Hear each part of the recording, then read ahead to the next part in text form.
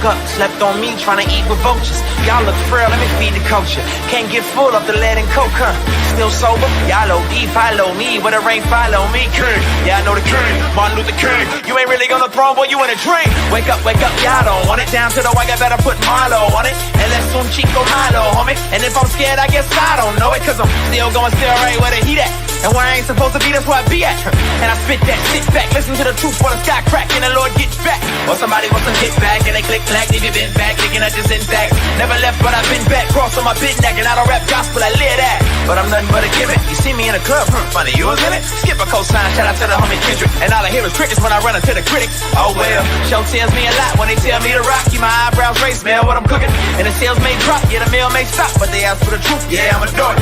They like, how you do that now? Sound kinda nice, boy, who that down? Is everything real good, true and fair? But you probably wouldn't listen if you knew that down. If you knew that down.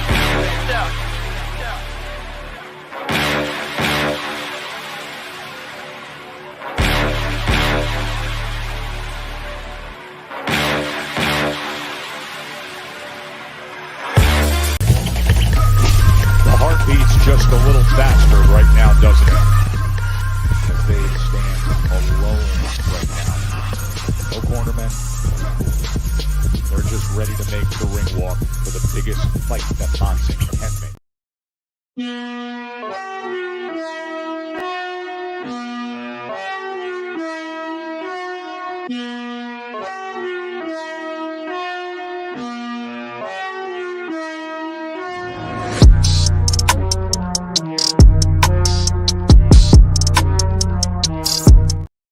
Black Valley Coach, keep your hands up, keep your chin tucked. It's the one and only goes with the shadow in the front.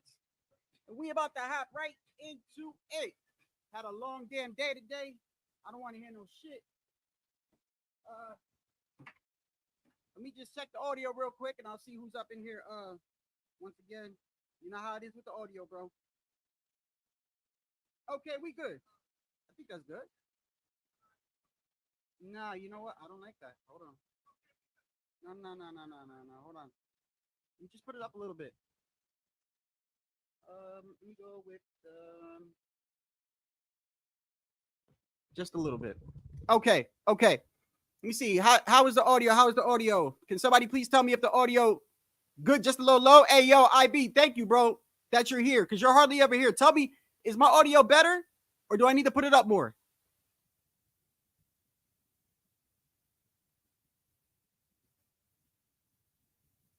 I need to put up a little bit more.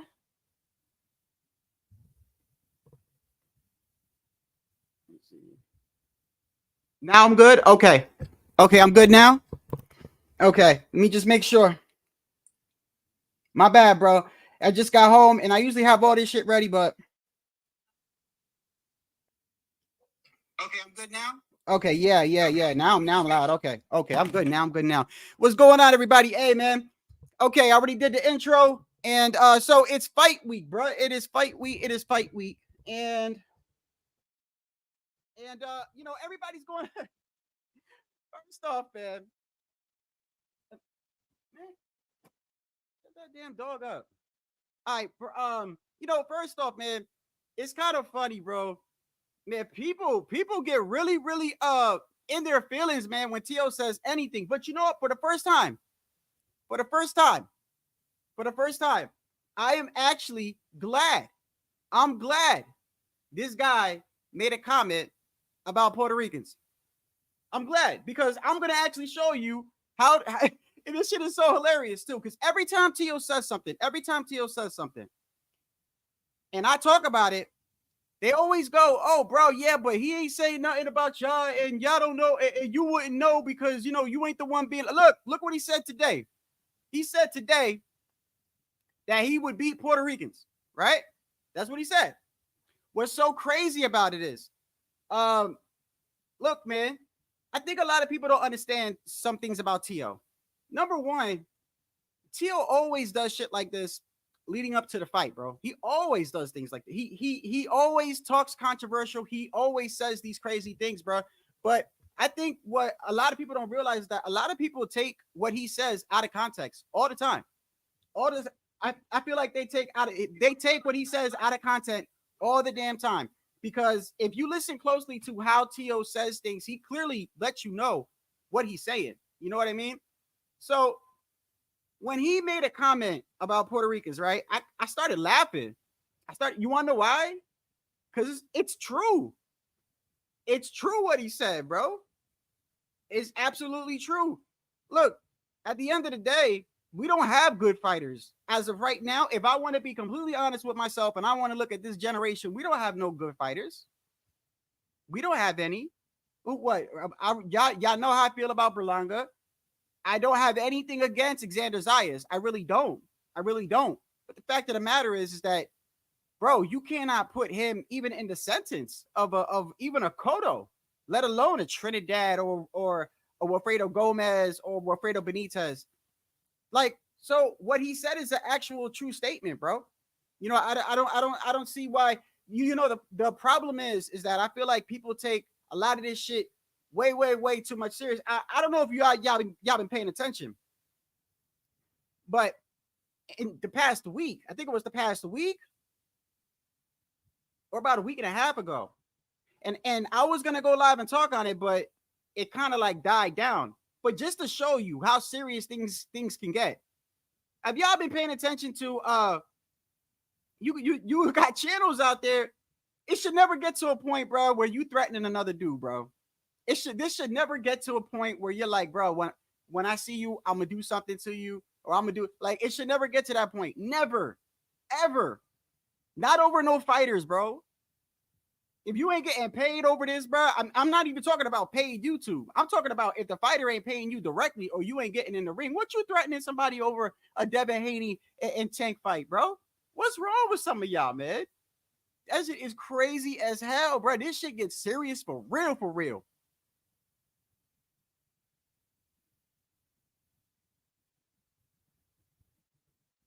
Hey, what's going on, bro? Hey, Tycho. First off, hey, yo, IB said my audio is okay. Is my audio better, man? Because when I started, man, you know how it is with this damn mic, bro. I never have time to get a new one, bro. Every time I get home, it's already like, I just got to order one off. Just tell me if the audio is okay, Tycho.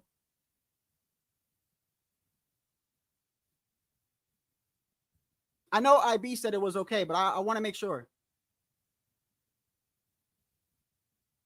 The audio is he said the audio is acceptable. It's almost like when your boss says you did the job, you just didn't do it well. It's acceptable. Get the fuck out of here. All right. Hey, so listen. Hey. This shit is crazy, bro. What? Hey, listen. Thank you, Larry. Thank you. And I'm glad you said that. And I'm not glad. Listen, I'm never glad when somebody talks shit about my people, right? But I am also a very truthful individual. I love my people, but I will never cap. And make an excuse for nobody. The truth is, if he would have said something about like Tito Trinidad, oh, bro, I'll be mad, bro, right now. I'll be flaming Tio, bro. Y'all know I fuck with Tio. I like Tio. I've always supported Tio. I know he's controversial. I know he says off the wall things, but everyone that's so mad, all you Boricuas out there that's so mad over what he said, bro, like, what did he say that was wrong? Matter of fact, let me show you something. So about 15 minutes before the press conference, right? Shout out to Punch Drunk. Punch Drunk did a live. He did a live talking about, T.O. said this about Puerto Ricans. People were mad as fuck. They mad as fuck on the comments. This is like 15 minutes before the press conference. So I go on there and I made a comment. And what's so crazy is T.O. makes the same exact comment in the press conference. I shit you not, bro. I clipped it. Look, this is what I said on Punch's Live because everyone was going crazy. But I'm from Brooklyn and I'm Puerto Rican and I don't like what he said. I can't believe he said that. I can't believe he said that about our people. Now I got to think about whether I like him or not. Like they were bugging. They were going crazy, right? So this is what I said. Check this out. Shadow goes to the building said, dude sensitive SF.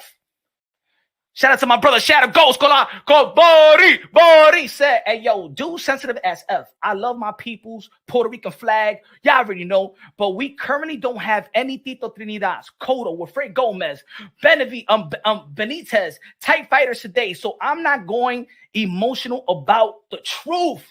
That's a Puerto Rican guy right there. Shout out to Shadow Ghost. Now look at what Tio says in the press conference.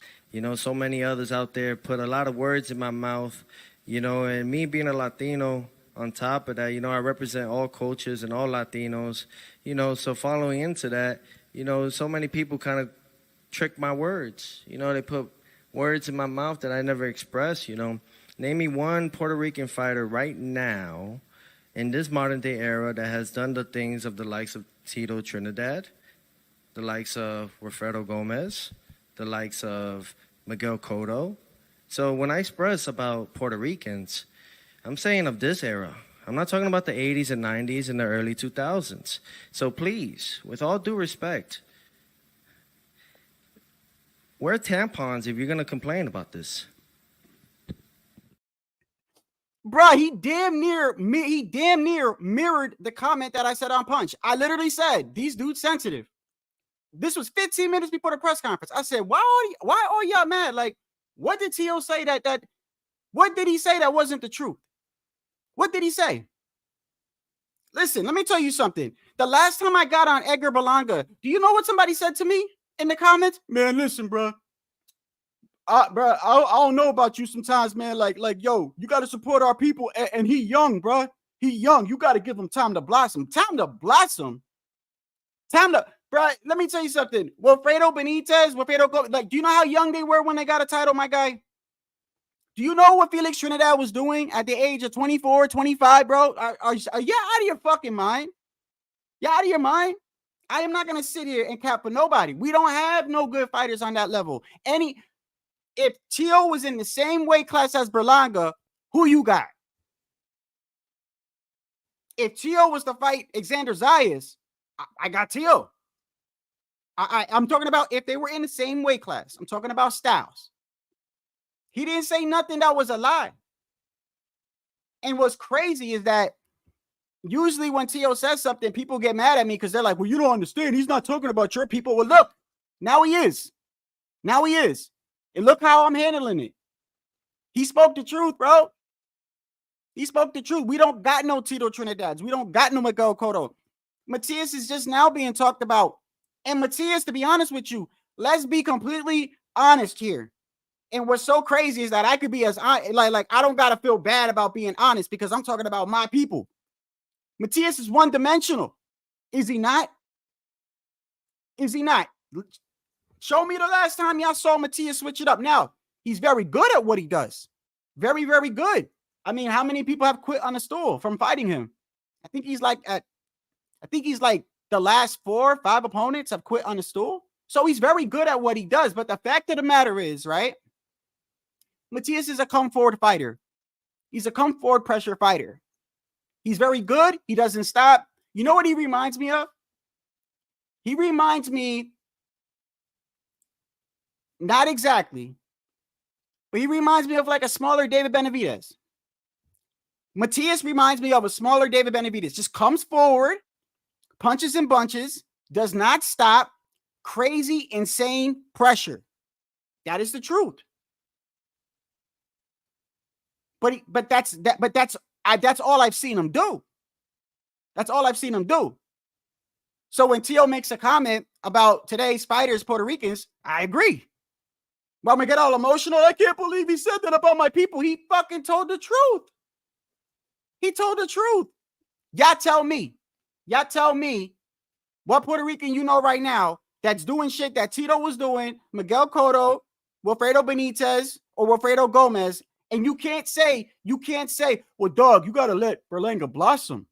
What do you mean blossom? Do you know what these guys were doing in their age? First off, they weren't doing this whole feed me a whole bunch of people. I don't know who they are, so I can knock them out in under a minute. No. Matter of fact, this is going to be hilarious right here. I shouldn't even have to show y'all this, but let's go. Let's literally take a look. Let's take a look. This is just crazy, bro. I shouldn't even have to do this shit for some of y'all crying out there. Look at this, bro. Y'all tell me.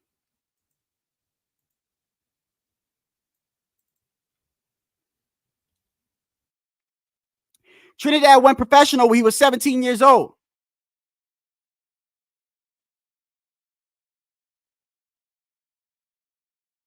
Very early, look at this, bro. Very early in his career, he beat Maurice Blocker.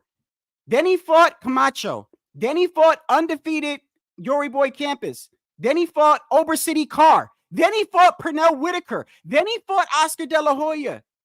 Then he fought Fernando Vargas. Then he fought William Joppy. Then he fought Hopkins. I mean, bruh, stop it, bro. Stop it. We don't got no fighters doing that from our island, bro. Stop. We don't. I don't care if you're directly from the island. I don't care if you're a New York Rican. I don't care if you're a Miami Rican or whatever. If you got it in your blood, then you should know when you watch boxing, we don't got nobody, bro. We don't have nobody. We got Xander Zayas. How many titles has he won? I'll wait. Berlanga. We got some good prospects coming up.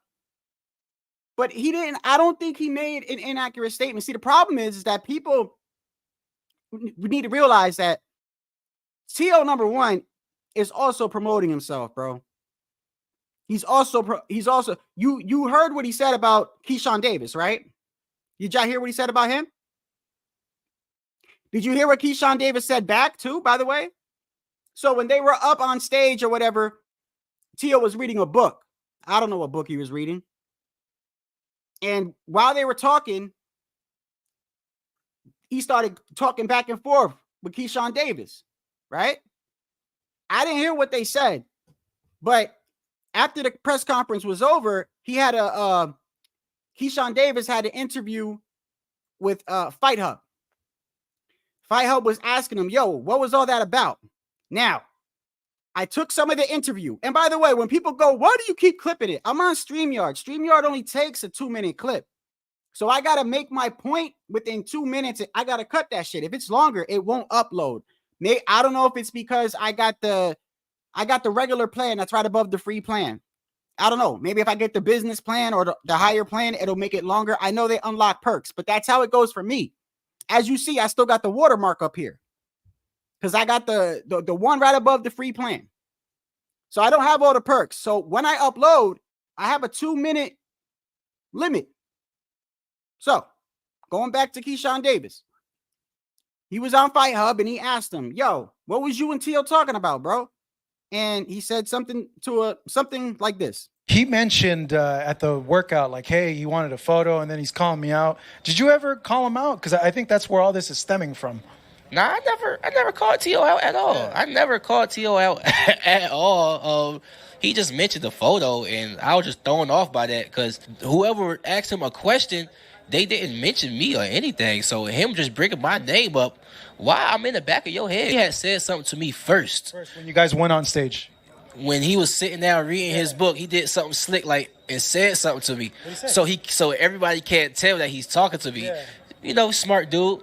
But me being me, I turned to him and I looked him in his eyes to see whatever he was saying was true.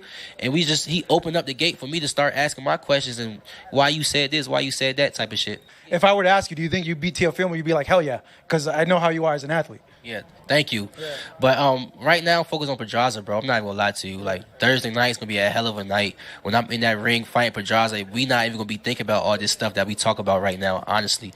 And after I fight Pedraza, I would love to fight Nagarate right afterwards. And I mean, truth be told, like Tio did his thing in the sport of boxing so far. He became a 2-division champion, and like he said, he fought Lomachenko when nobody wanted to fight him, and Josh Taylor.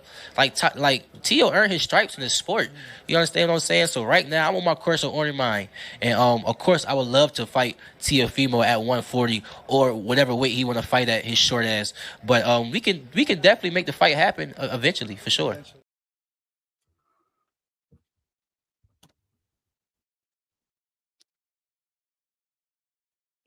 No one was triggered. That's not true, my guy. Just, hey, you can speak for yourself.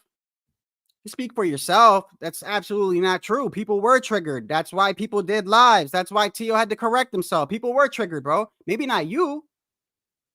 Maybe not you. Well, that's fine if you weren't.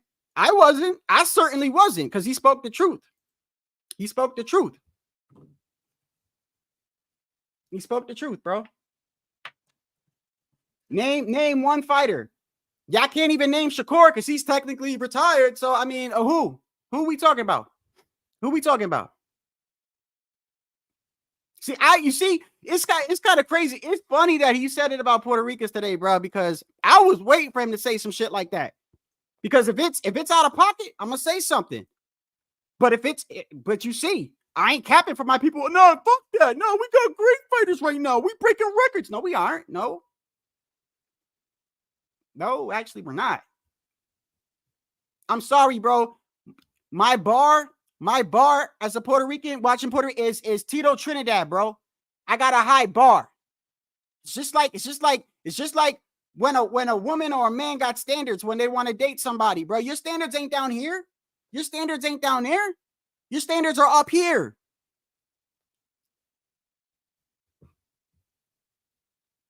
Tito was breaking records, bro. Tito was fighting champions after champions, bro. Unfortunately, we live in a day and age. Unfortunately, and it's not just one fighter, it's multiple fighters. Unfortunately, we live in a day and age where social media is affecting a lot of these young guys.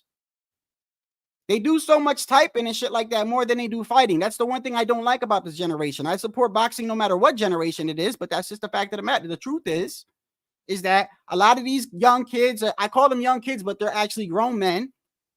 You know, look at Gervonta Davis, still 29 years old, still tweeting and deleting right afterwards. The social media people like Shakur right now. Shakur, it says he's retired and he's trying to say it's because nobody wants to fight him. I agree a little bit with that, but I also wholeheartedly believe that since his performance, he's been getting flamed everywhere he's been going. Everywhere he's been going. I saw one.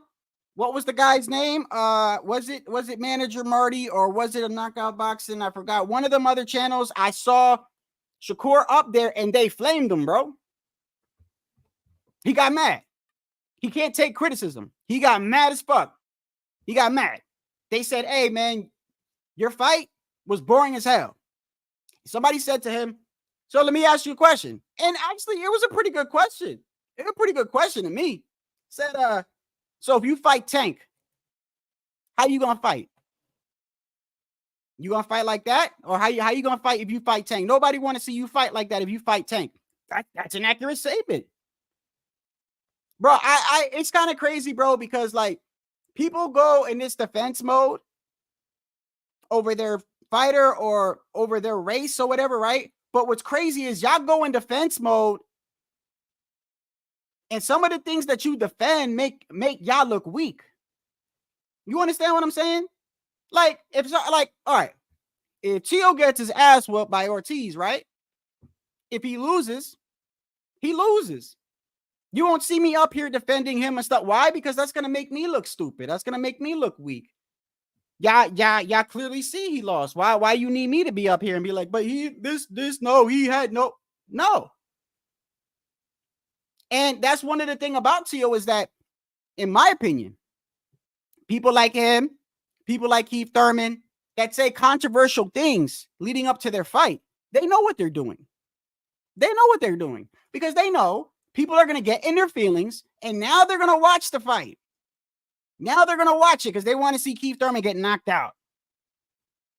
I saw all these people. It's kind of crazy because people were getting really triggered. I don't think anything Tio said was wrong, bro.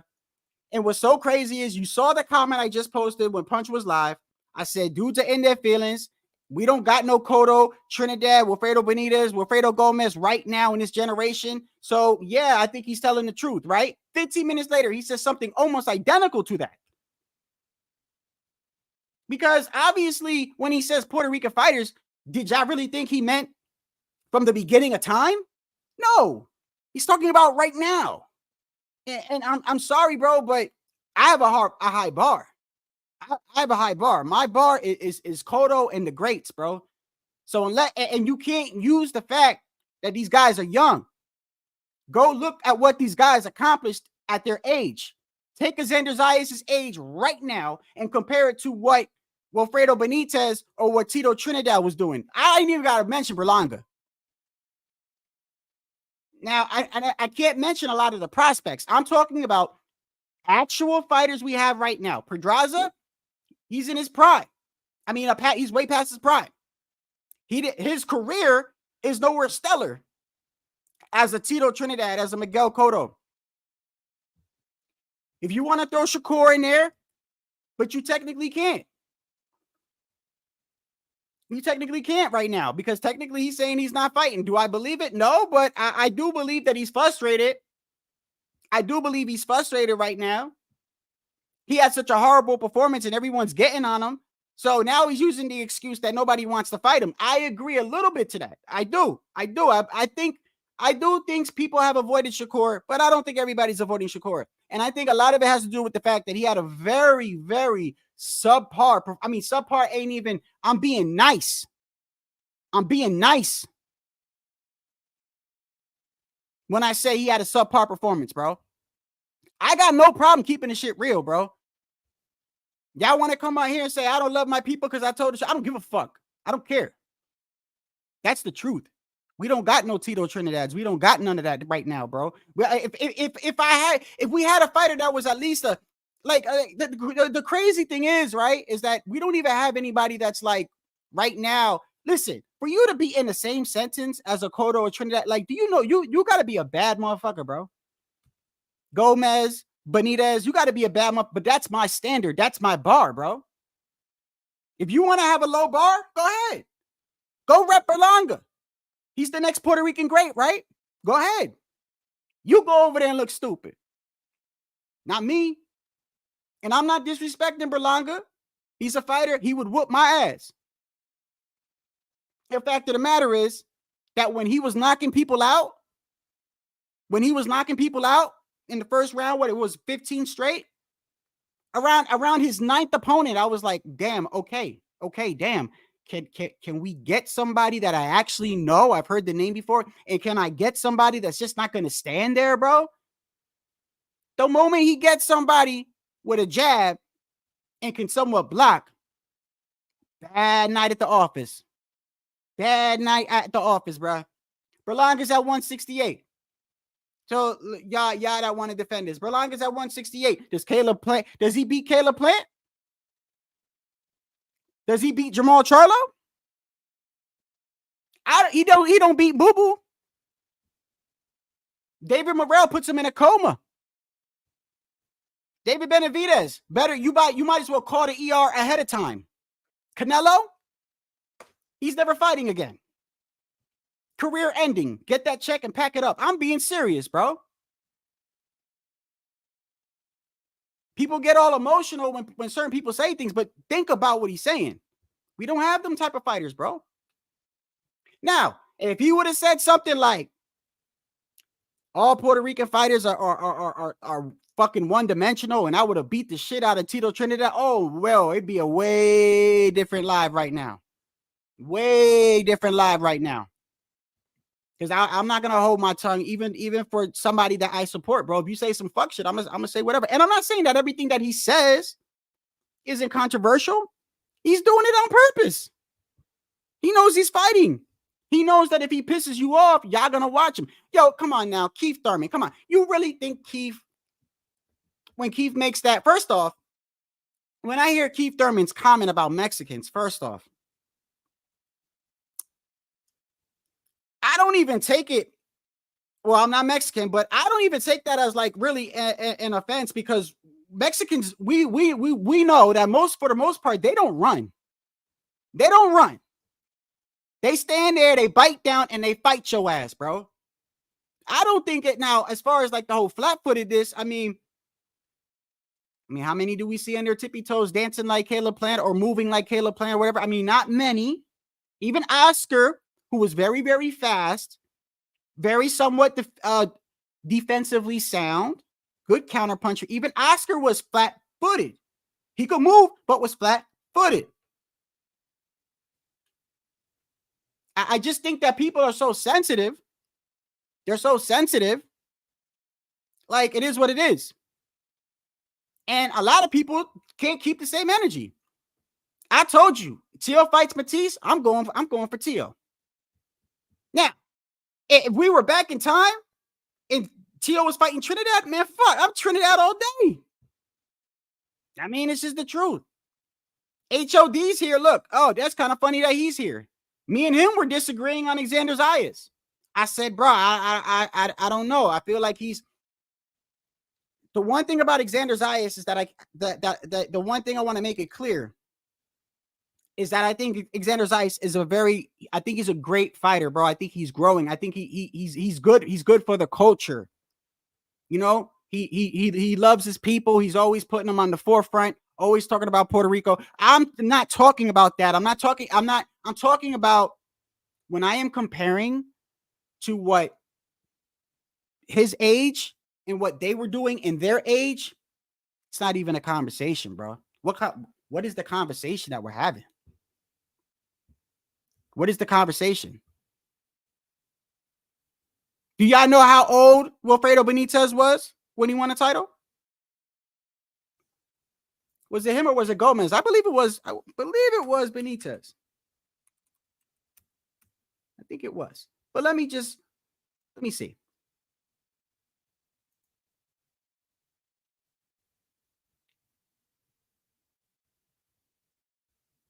Yeah, it was Benitez.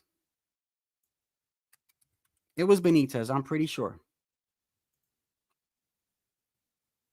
Yep. The youngest world champion in sports history. In sports history. So I don't want to fucking hear, oh, give Belonga some time. Give Xander some time. No, not with my bar. My bar is up there with Tito and the greats, bro. I mean, it is what it is. I don't think Tito made an inaccurate statement. Like, and what do y'all want? Tito to like, bro, y'all know Tito act a little funny when it come to fight time, bro. You don't know what the fuck he's gonna do. You don't know what he's gonna do. You don't know if he's gonna spaz out, sit there, read a book like he did today. You don't know what he's gonna do. It's one of the things why I like him, because he's fucking unpredictable. I don't even know what we're gonna get in the ring against Ortiz, but I'm gonna watch it. I guarantee you, anybody that got triggered by him is gonna watch it. I guarantee you, any Mexican that got really offended by Keith Thurman, 9 out of 10 is gonna watch that fight because they want to see Zoo now knock his ass out.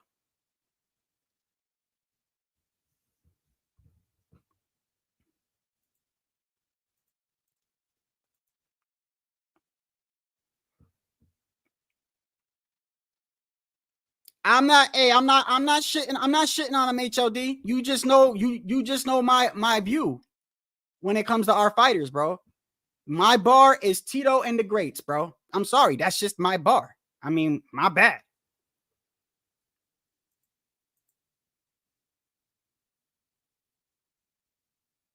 Pounds and Sargent are the same person. Okay. Are they really? So you're saying what is he like, on a separate phone or something, going back? Okay, well, even if he is, he's here all the time. Both of them.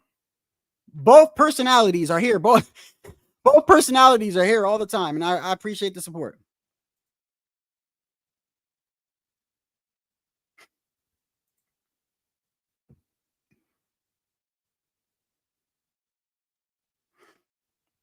Hey, man, you know what's crazy, bro, is that Berlanga in his last interview even admitted, bro, they asked him, hey, do you consider yourself, I think the question was like, do you consider yourself the best or one of the best Puerto Rican fighters fighting right now?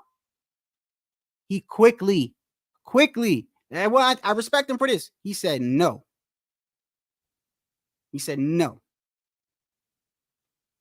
And he said, you know, people like Xander Zayas are way above me. At least he was truthful about that. Then he turned right around and said that he's going to really hurt Pacheco.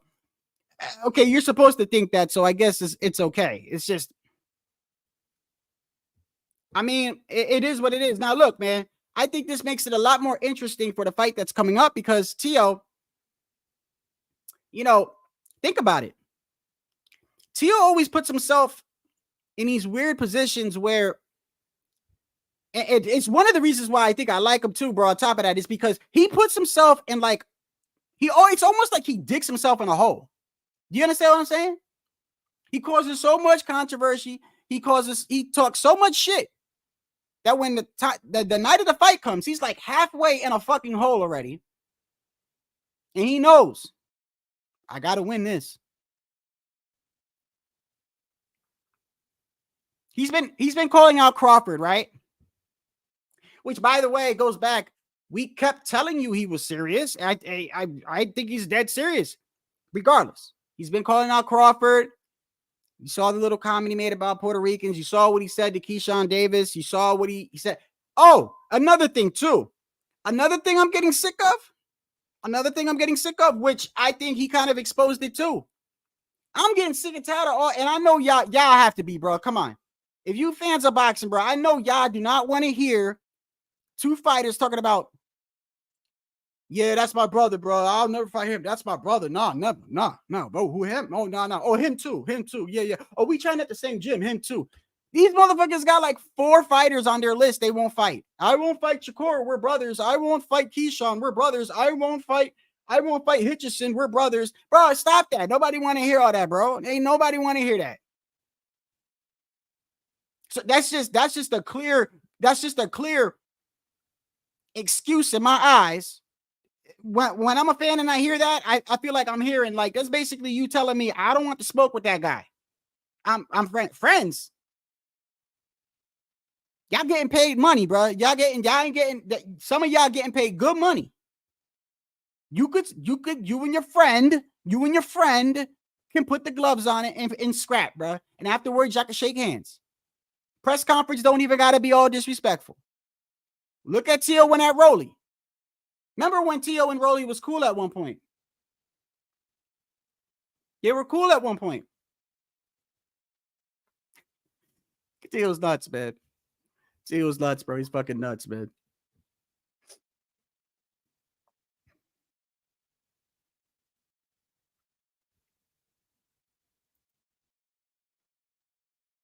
Yeah. I've been saying he's a work in progress. Devon, I would drop the link, but the last time I dropped the link for your ass, for you talking a little crazy, 4 times in a fucking row, and you never came up. Now you wait. Sit your ass in the back. You should have popped up the first 4 times I asked you for smoke. The fuck this is? I keep telling y'all this ain't Burger King, bro. Y'all ain't gonna come up here and direct what's gonna happen. Every time you talked out of pocket, I dropped the link. Where were you, bro? Where were you? Now it's Teo. Drop the link. Nah, you chill now. Sit your ass in the back now. You should have popped up the other 4 times. You had plenty of opportunity. Ask anybody, my last 3 or 4 lives, I've dropped the link. And I don't always drop the link. Yeah, but you know what's so fucking y'all funny, bro. Anytime it does with Teo, I noticed this. Teo, Canelo, Tank, and recently Crawford. Anytime my live is about any one of them, magically people want the link dropped.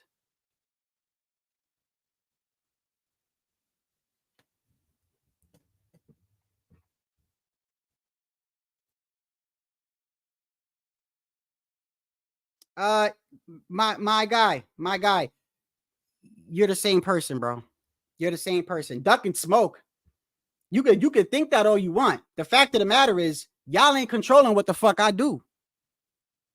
I drop the link for you pussies every fucking live. Every live. Let me guess, Stabby.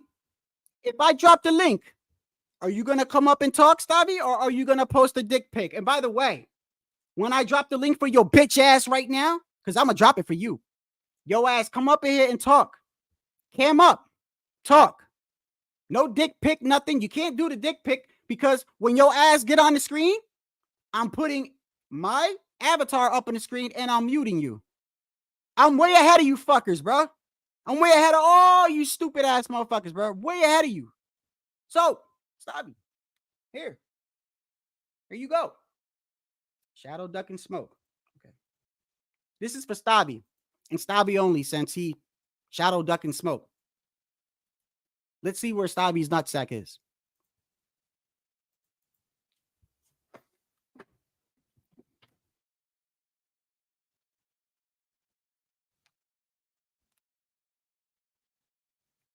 I don't even know why I'm waiting. I'm just keep talking. Y'all already know. Y'all already know what's gonna happen.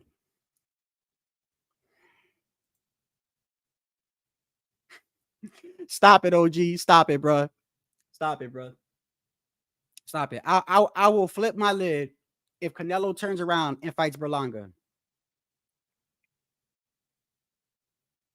That is collecting a check and heading straight to the hospital. That is what that is.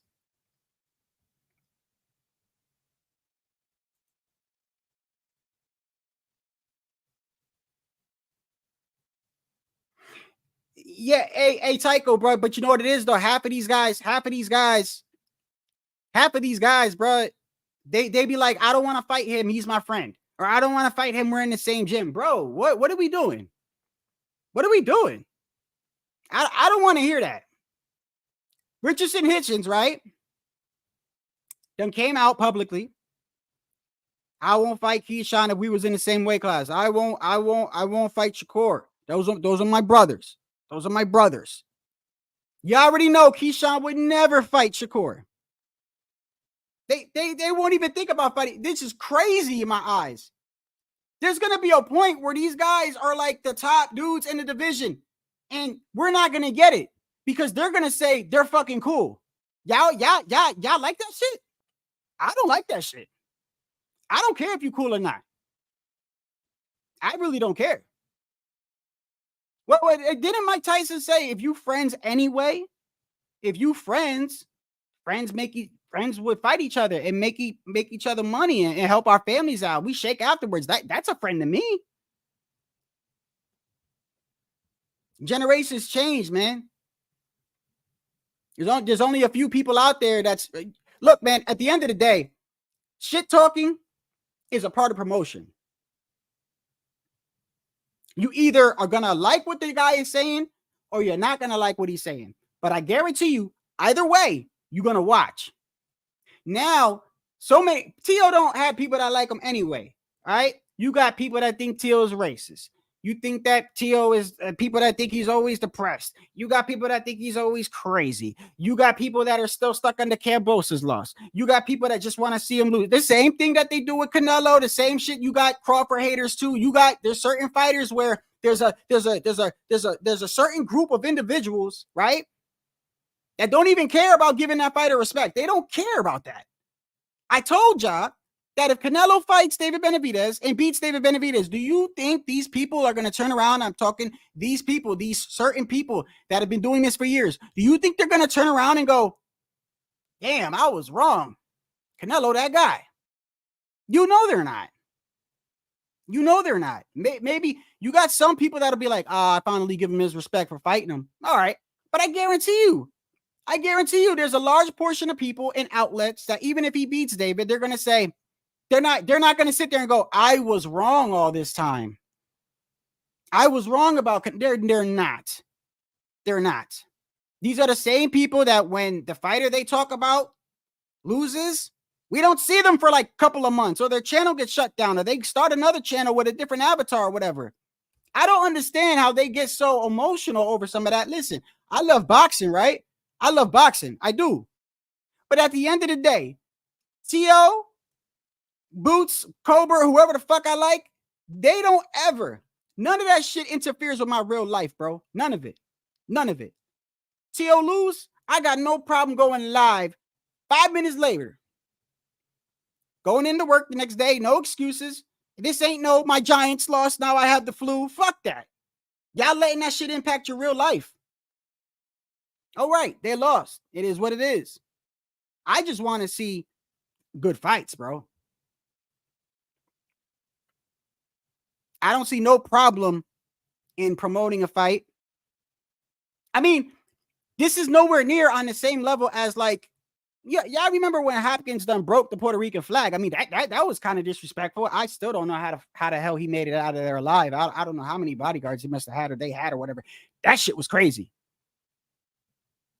That loss right there. You want to talk about emotional? That loss sticks with me to this day. I ain't gonna bullshit you, bro. Tito is the only fighter that I will admit to you, I was like, bruh, this dude better win, bro. This is the last fighter I was ever like that with.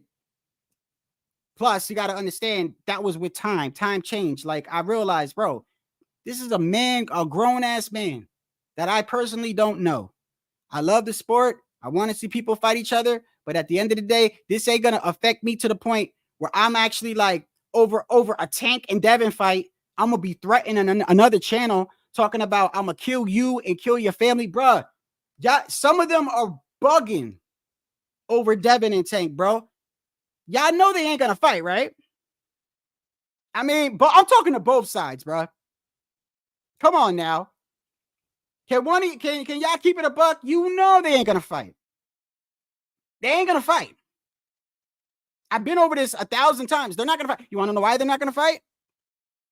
Because both of them have so much pride when it comes to the negotiations over the A side and shit like that, right? And whoever the A side is gonna flex their A side, like Tank did with Ryan. And the other person's gonna be like, "Fuck that! I'm not doing this, bro. I'm telling you." And the negotiations are gonna break down. Prove me wrong, please. Prove me wrong, please. Prove me wrong. I want to see that fight, please. But that's what I think is gonna happen. It should never get to a point where you're like, "Oh, I can't believe he said that." Now I want to kill somebody. Like, what the fuck, bro? Like, it's funny to me, man. It's funny. I don't think anything Teal said was wrong. I mean, it is what it is. Some people took it to offense. Some people got mad when Keith Thurman said what he said about Mexicans. Now that, you know, he was a little bit more in detail with the flat-footedness. But I honestly, I don't think it was a diss either because, like, bro, we all know Mexicans bite down and fight. So, I mean, if he was like, all Mexicans are pussies and they get their ass whooped, then I could, all right, now I understand. Okay, he don't cross the line. You know, but I mean, when somebody is speaking truth, or somewhat some truth, what's wrong with accepting it? You need to show me somebody from the island that's at the same age as those guys are doing what they were doing. No, none of them are. I'm sorry, none of them. Even if you was to put Shakur in there, you really still can't, because you're gonna have people that are not going. I have no problem with Shakur. But you got people that are not going to accept him, right? That's the truth. That's the truth.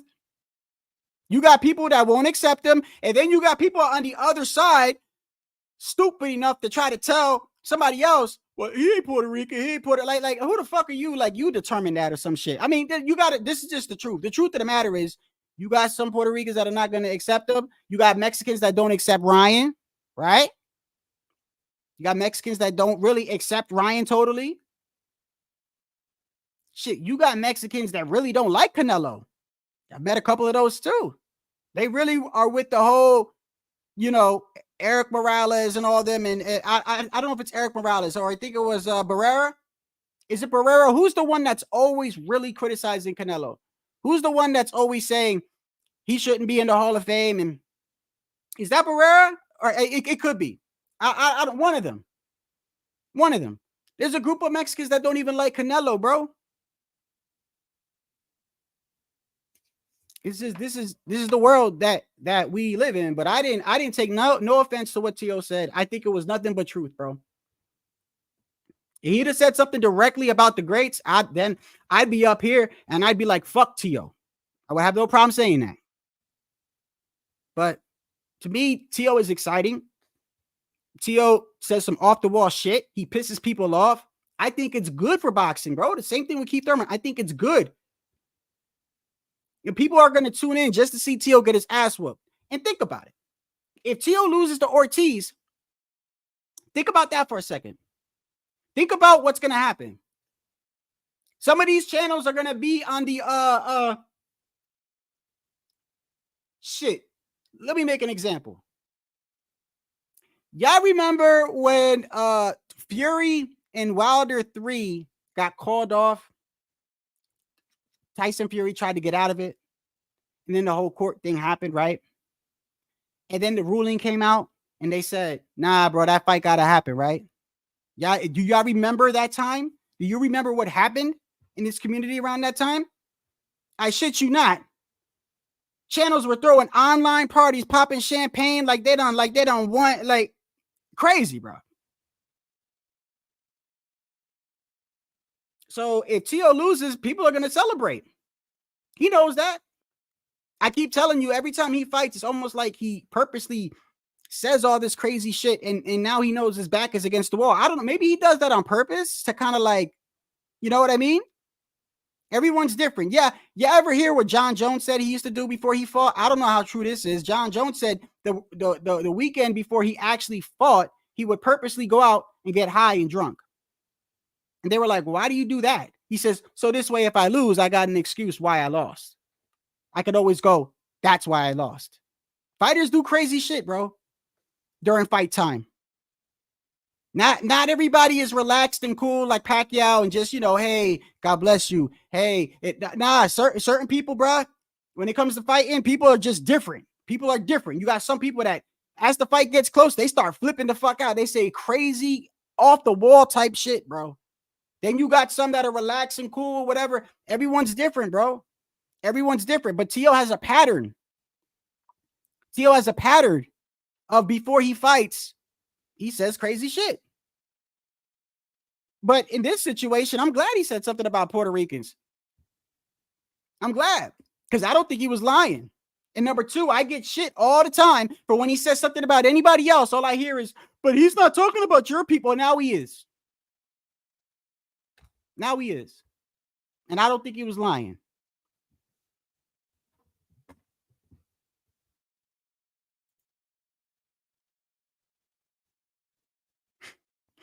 Tio is crazy, bro.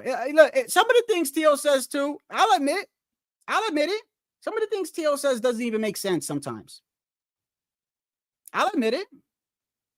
There's been some things where he said it, I'm like, damn, what? I don't even know what that means, but okay. But I know that he has this pattern of doing this. I think maybe in some weird ass way, he does these things to kind of like dig himself in a hole, sort of like he puts his back against the wall. So he has to perform. Like, I gotta win now. I was calling out Crawford all this fucking past 2 weeks. I said I was gonna fight Crawford. He's on my hit list, and I done made a comment about Puerto Ricans, and I done talked about Keyshawn, and now I gotta. Maybe he does that. Maybe it's like that John Jones shit. I mean, it's crazy if that's true. John Jones said he used to get high and drunk the weekend before, so he could blame it on that. I'm telling you, people act different around fight time, bro. People are different. You ever see when a fight is going to start in either perfect example. When Tio fought Josh Taylor, do y'all remember that night? How many of y'all remember that night? You remember what Josh Taylor was doing during the co-main event? So when the co-main event happens, you know, the main event fighters start putting on their gloves. They might start stretching, hitting the pads, right? You look at the two locker rooms, it was night and day. Night and day. And I'll admit, I was like, oh shit. I'm looking, they had the split screen. Tio sitting there with headphones on, not even like hitting pads or nothing, just sitting there. Split screen. Josh Taylor jump rope and already got a sweat on. Looked like he done fought 4 rounds already. I'm like, yo, Josh Taylor's fucking serious as hell. This is why all these people that said, oh, yo, he throw long left. Bro, go look. But that motherfucker was prepared, bro. He was prepared till he fuck around and found out. Go look at that. I was like, damn, yo, Josh Taylor's jump roping. He already got the sweat on. Like, I was worried for Teal. I was like, oh shit, because Teal was sitting there with the headphones, not doing shit. I'm like, damn, Teal, you ain't even gonna warm up. And look what he did. Everyone's different. Pacquiao would come in smiling like he going to church or something. Like, no, you know what I mean? Some fighters, I'm telling you, man, I just think that maybe this is what he does during fight week. I mean, what is this, like the third? What is this, like the third or fourth time now that during fight week people got triggered over what Tio said? It's like the third time in a row, if y'all remember. No, I think it could be the fifth time in a row. One time was when he stood in front of Devin. We've been over this before. Anybody that's from New York, I was born in the Bronx, raised in Paterson, New Jersey. Anybody that'll tell you there's a difference between Puerto Ricans in the island, Puerto Ricans in New York, and Puerto Ricans in Miami. Anyone will tell you that. Anyone that lives in these places will tell you that. Up there, where I'm from, now I don't say it no more. I don't say it no more. Why? I mean, when I got to the military, I was stationed at Fort Lewis. And I remember some people telling me, hey, I don't like to hear the N-word. And it was a couple of my black friends. And I was like, you know what, bro? I thought about it. I'm like, you know what? I cut it out of my vocabulary. But I tell people all the time, you get offended by that, you better not go to New York, bro. You're going to hear that from everybody. White boys, Arabics, everybody going to be saying that. They're not saying it with the ER at the end. They're saying it the other way. But still, if you get offended, I say, shit, don't go to New Jersey, New York, bro. Nonetheless, Tio said what he said. People went, oh, man, he's racist. Oh, he's racist. Then another time, Tio made the comment about black fighters in Top Rank, right? Which was ironic. Because Floyd said the same thing about Mexican fighters in another network, and they were posting that too. That's how Floyd felt. Floyd felt the Mexicans and Latinos were getting special treatment. Tio thought they were getting... There's nothing racial about that, though. You see what I'm saying? But when you show that another fighter does it, they really can't say nothing. If you get mad at Tio for doing it, then you should be mad at Floyd, because Floyd did the same thing. Then the other time, with the whole... His wife took the baby and everything, and this was around the Cambosis one. And then during Josh Taylor, people didn't like the fact that, you know, they were trying to capitalize off of Tio's father and him arguing and all that. Or when Tio said, I don't got it no more. He's always saying something that gets people off the walls, bro. This is nothing new. This is nothing new. But in my opinion, I think it gets people to watch him. And where the fuck are you, Savvy? Where the fuck are you? I dropped the link, pussy. See you? This is why you're getting kicked out. Before I kick you out, I'm going to explain to you why I kick you out. Because you're pussy. You and all your fucking little avatar friends that come in here all the time always try to provoke me to drop the link. And when I do, you show that you got no fucking nutsack. Now I ain't got no time for you, bro. Somebody block his ass or I'll get him the fuck out of here. I'm gonna do you a favor.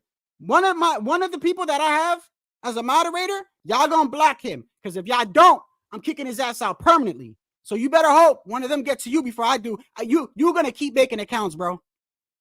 You go ahead, make another fucking account and come in. Go ahead, you dumbass. Give me another view, you stupid shit, and I'll drop the link again for you pussy ass, and you still won't come on.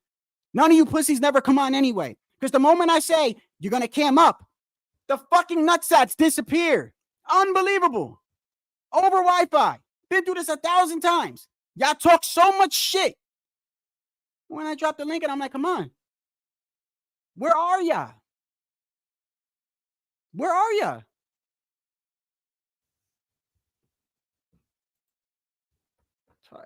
Every time. Y'all know.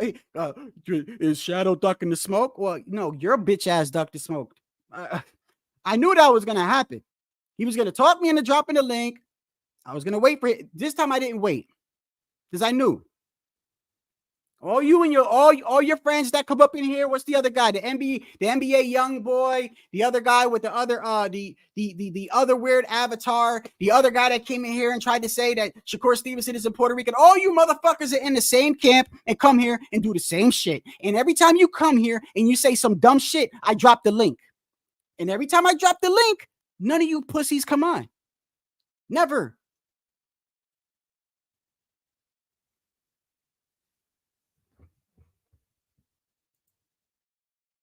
Telling you, man, today's weird. Let me tell you the type of mood I'm in, bro. I came home from work and somebody had a coffee table and a flower pot by the entrance.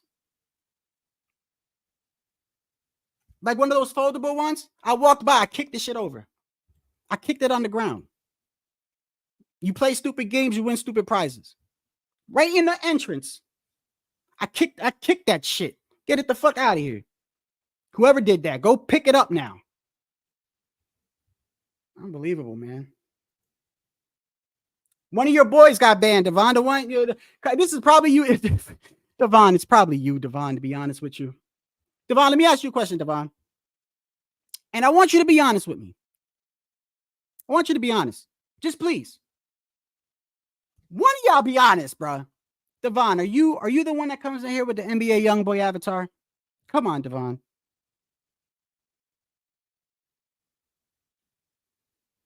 Huh? Aren't you the one with the NBA YoungBoy avatar?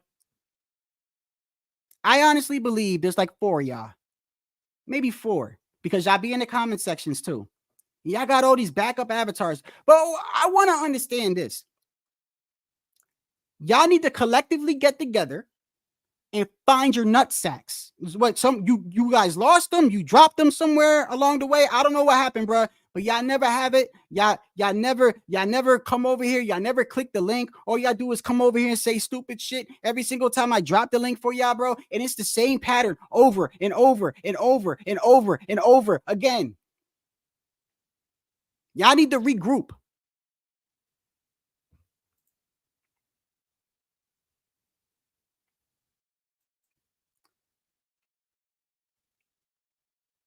You mean L-Dog? If this is true, if some of these guys are some of the people that you're saying, y'all could come here as that. What did you think? That if you come here as the other, I'm going to be like, fucking L-Dog's in my stream. I don't care. Come as you are. I don't kick nobody out unless they start doing some dumb retarded shit, bro. Come as you are, bro. I hold no grudges. Like, there's no grudges, bro. You think I'm gonna be like, is that the dude from last November that I saw on Rapstar shit? Hell nah. I don't give a fuck. I don't care. You want to talk about boxing? We can talk boxing. Now, when you start coming up in here and you start saying, no, you ducking the smoking, and I drop the link for your pussy ass and your ass just sit there looking stupid and ditzy and dizzy, then your ass gotta go. Because now you wasting my time. You come up in here, you pop shit, get ready. I'm going to drop the link. And depending on who you are, I'm going to tell you to cam up. If you come in respectfully, you can leave the avatar on. I'm talking to all you pussies out there that be in the chat and want to get all disrespectful and say shit about my lives when everything is all done and everything. I don't understand. It's a Wi-Fi signal. You camming up, nothing's going to happen to you. You're not going to get hit with COVID or acid or nothing like that. Nothing's going to happen to you. I'm not going to reach through the camera and punch you in your face, even though I wish I would or could. None of that's going to happen to you, bro. None of that. You straight pussy.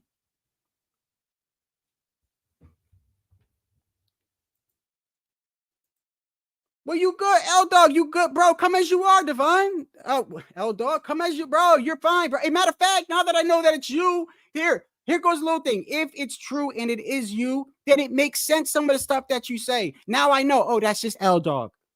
You see what I'm saying? Meanwhile, I don't know who the fuck you are, and you're coming up in here with this random avatar saying some crazy shit, and I'm half of the time I think y'all really like are that slow. But now that if y'all come as you are, I know some of y'all from the past. I'm like, okay, he a troll.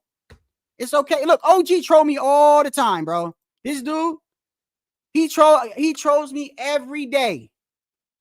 but I know it's him.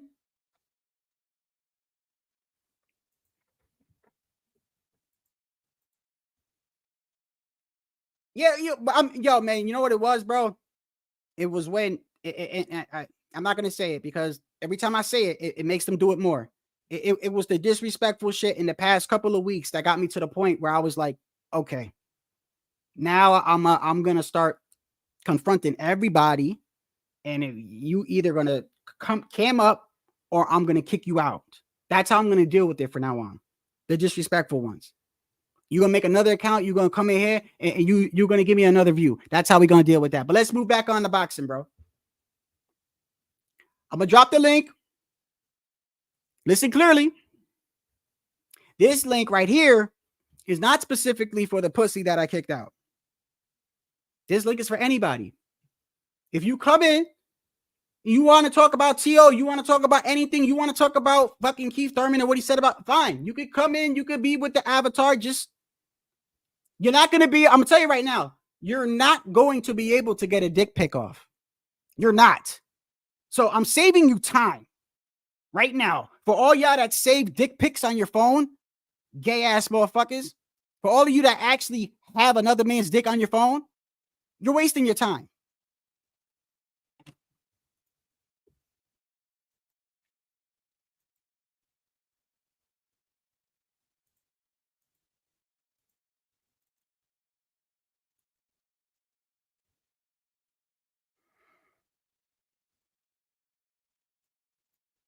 Oh, you know him.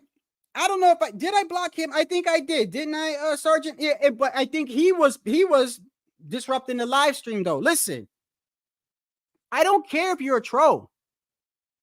Y'all need to understand that. Like, it's not necessarily that you're a troll. It's the certain things y'all do. I've already told you I got no tolerance for. I don't got no tolerance for the I'm gonna kill your mother, kill your sister, disrespected women. I don't give a fuck. You call me pussy. You call me whatever you want. You don't do it over here. Go do it somewhere else. I don't do the whole chicken and watermelon or spick or whatever. None of that. I don't do that. Everybody is just, y'all can talk shit to each other without doing that, bro. I don't like that. I don't like it. So you don't do that over here. And the third thing is being a pussy. Trying to tell me to cam up or to hit the link and your ass never do. That shit'll get you kicked out ASAP, bruh. Being a bitch with no nutsack, that's a VIP pass to never coming back.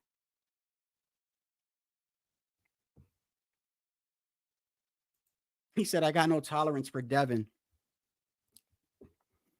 Is it true that Devin is trying to fight Conor Benn? You know what's so crazy, bro? What is with these fighters that see bad performances or wouldn't that be the second time? Wait a second, Tycho. Wouldn't that be didn't he watch Prograis have like a subpar performance and then next thing you know, he was fighting Prograis? Devin, why don't you fight Boots, bro? He's available.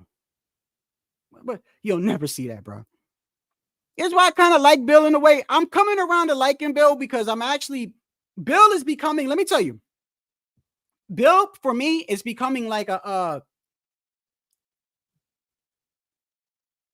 comedian character / like, you know what I mean? Like I'm not going to disrespect him as a father or nothing like that. But when I see him, I just know it's hilarious, bro. It just half of the things he says, bro. And I laugh because I see other people taking him dead ass serious. And I'm like, bro, y'all still ain't learned. Like, bro, my dude coming up. Yeah, bro. Well, it's 165 pounds. You might as well fight Conor Benn. You might as well. And, I don't know necessarily so much about that Ryan fight. I don't believe a word Ryan say no more. I'm sorry. I don't believe anything Ryan says anymore. I don't.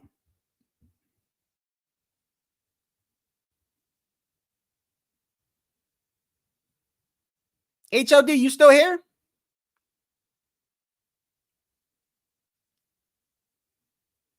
Like you to come on here and try to explain to me how I'm not trying to diss Xander Zayas. I'm really not. I love my people, but you need to explain to me, bro, like when do we start putting them in the conversations as a Cotto, Trinidad, and all that other shit, bro? Because respectfully, HOD, no.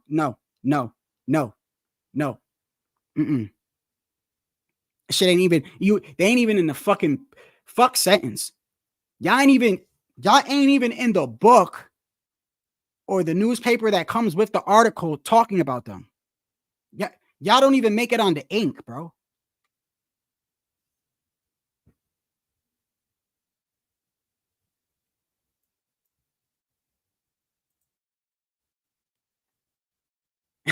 Yeah, no, but he is, Sergeant. I think he is a good businessman. Come on, HOD, come on up here. No, I want you to talk to me about Xander Zayas. Come on up here. I want to hear what you want to say about him, bro. If you can't, I understand. If you're doing something, you remember we were talking last time. You was trying to tell me about him, and I'm like, bro, I don't see what you're saying. Maybe you're seeing something different. You said, did you just say today, my brother, that he's on his way? Wait, let me get your comment, because I don't want to take your shit out of context, but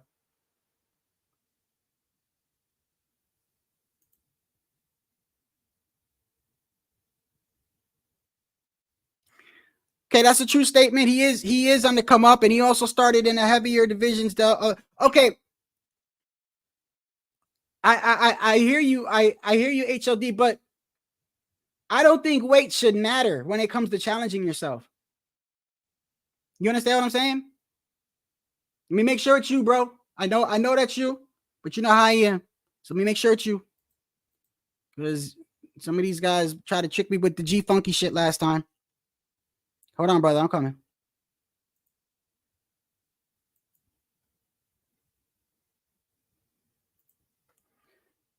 Yo. Ponce. Okay, what's going on, brother? All right, my bad. You know I had to do that. There's a reason why I did. You have to explain. Never explain. All right, we got it. So, Nothing, man. The when it comes to Xander Zayas, and I'm not the type who, I have never blown him up for anything. I don't want nobody talking to him about, oh, he's the next anything, or he's gonna, he's just still on the come up. I think he's still young.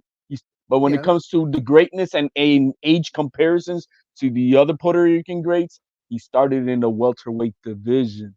He's not Benitez, who started at the 126 or 122 division. He's not Tito, who started at 135. He started. He's in HOD, the big boy division. This is where we disagree, because I'm trying to understand, what does the weight got to do with you? Oh man, because it is easier. It is easier for the come up in the lighter weight divisions than it is in these welterweight big boy divisions. Yeah, come on, HOD. Now you know Tito's my guy, right? Tito was fighting Camacho, Yori Boy Campus, Pernell Whitaker. Like, these are hard fights, bro. These are very hard fights. Yeah, but in the lighter division, when he was, I mean, let's call it for what it is. Look how big Tito is. Tito's as big as Tito was as big as Xander. Tito was mostly at 147. Then when he moved up to 154 to fight William Joppy, and then he lost to Hopkins. And then when he fought, I think it was Winky. I think those were like 160. I know Roy was like one something. I don't know what. Imagine if Xander Zayas with that frame of his at 135. He'll be a dangerous motherfucker, man. But he's fighting with the big boys. The Tito and Xander are about the same height. If not, I thought you was about to say they on the same. I was about, bro. Oh no! Look, like I said, I just said it. I don't put Xander Zayas on any pedestal except that he's on the come up. He's one of the young bright stars on the come up. He's on the level of, I don't know what the young guys you want to call out there. Oh, we could say, Keyshawn Davises and Shushu and those kids. Well, let me ask you this then. What did you think about Tio's comment when he said about Puerto Ricans? How did you take it? I knew where he was coming from. I don't take it for any. I know Tio too well. You know what I mean? I know what. But he was in the conversation talking about Subriel Matias, and then damn, bro, Subriel is probably the first guy. This is the first guy that is on the guys side, on the male side, right, of boxing. But even when it comes to that is the truth. Matias is, until he shows me something else, Matias is one dimensional. Oh, I'm talking about what Matias is. Yeah, well, Matias is obviously one dimensional. He's only a come forward, blast through fighter. That's all he is. Very good at it. I mean, he's made like 4 or 5 people quit on the stool in a row. Oh yeah, I mean, no, he's very good at it. But he's not. So when Tio says one style, like he's not. I don't see what's the issue. Look, this next, if it's true, we don't know what there's rumors that he's gonna be signing with Matchroom, and he's gonna fight Liam Paro. That's a good fight. Right. And so, I mean, look, but hey, I'm going to call it as it is. My man, Duck Tio. Plain and simple. You called him out. Yeah, Matias. Oh, yeah. I mean, and so he's talking about this and that. Now he's going to go fight this guy. I thought that we're going to fight in June, Puerto Rican parade type of thing. You know what I mean? I would have loved to see that fight in New York. Tio and Matias. Look, I just wish people were more up front. He could have just said, "Look, I'm signing with Matchroom, and that's why Or I'm weighing my options because he's a free agent. I'm weighing my options." And hey, look, that Paru guy, whatever, that's the guy that beat Montana, right? Montana Love. I think it is. Yeah, that's the guy that knocked out Montana Love, right? Liam Paru. Yeah, he's the Australian guy. Yeah, he's good. Hey, listen, that's a good test for him. It's a. If he makes him quit on the stool like everyone else, that's a statement. I would. Well, I think he should be fighting the guy that they stripped the belt from. I think it wasn't Puello that got stripped. Let me see. I think it was Puello. Puello was the champion. They offered a fight to Antoine Russell, and he ducked that fight, saying that guy doesn't bring nothing to the table. I'm like, crazy shit. Hold on. Then that guy popped dirty like a month after that, and he got stripped. I think that was the case, if I'm not mistaken. Or am I confusing that with the belt that Rolly got? I don't know which way it is. Maybe I'm. You heard what he said about Rolly and his back injury, right? Tio crazy, bro. Hey, you know what though? I didn't hear that. I didn't hear what Tio said about the back injury. You didn't hear what he said about Rolly? No. He's been getting on Rolly, man. I don't know what happened with him and Rolly, but I think shit went south when a couple months back during an interview, and I don't know if it was Rolly or I don't know if it was Tio. I think Rolly didn't even say anything like disrespectful, but I think like he hinted at fighting Tio. Well, that's what did it. These fighters, all of them, and nowadays, they're very chippy. You know what I mean? Yeah. I mean, I said put the link. Like for an example, everybody running with whatever the media was saying about what happened with Tio and Keyshawn on stage, but then Top Rank released the exactly what they said, what was being told, and it was nothing like what everybody suspected. Yeah. Nothing like that, and that I don't know what Keyshawn at the end of his conversation said, and this man told me not to call him out.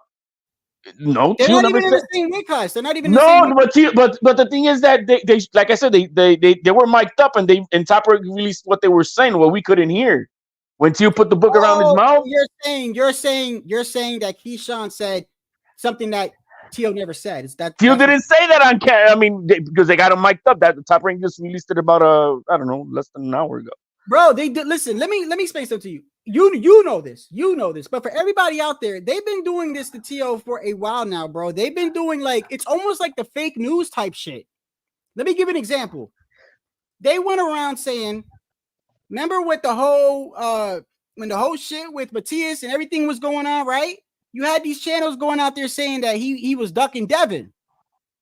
He came out and said, "Hey, yo, I called Devin, right?" And then so what did they do? They do the whole fake news, and Devin told him, he was drunk and why? Man, Nestor Gibbs, can I? He's not a Lester promoter. Gibbs is a bitch. They just turned it all around. Like y'all keep forgetting the fact that Tio was asking for the fight, bro. That's it. Like That if it was the dude- opposite way around, That and dude Tio be would've talking said to shit. him, "Oh, you're drunk or whatever." You see what I'm saying? They'd be, "Oh, you ducking or whatever." That guy's a rat, bro. Everything about that man and the boxing voice, he's a rat. But it's not just Bill Haney and Devin. It's anything that has to do with Tio. A lot of times gets taken out of context, and a lot of times. But when you got the big channels out here pushing the narrative, everybody else follows through because it causes traction. It's all about dollars and cents. The whole thing with the Devin and the N-word. Anybody from New York, New Jersey, any Latino that grew up there knows, bro. Like if you walk down the street right now, bro, you're gonna hear black people say it. Like, you're gonna hear everybody say it, bro. Everybody say it, right? But you tell them that, and no, but Tio's still racist. Like it gets around, bro. That's people that's a segment from the South that have that shit. I've never heard a champion. Check this out. A champion. Here goes the same thing that Ryan had too. Look, I bought it. I wanted to see what it did. It's that little face roller thing. They ran with that narrative, calling him some all crazy shit because of that. I'm like, what the fuck? Hey, look, check this out.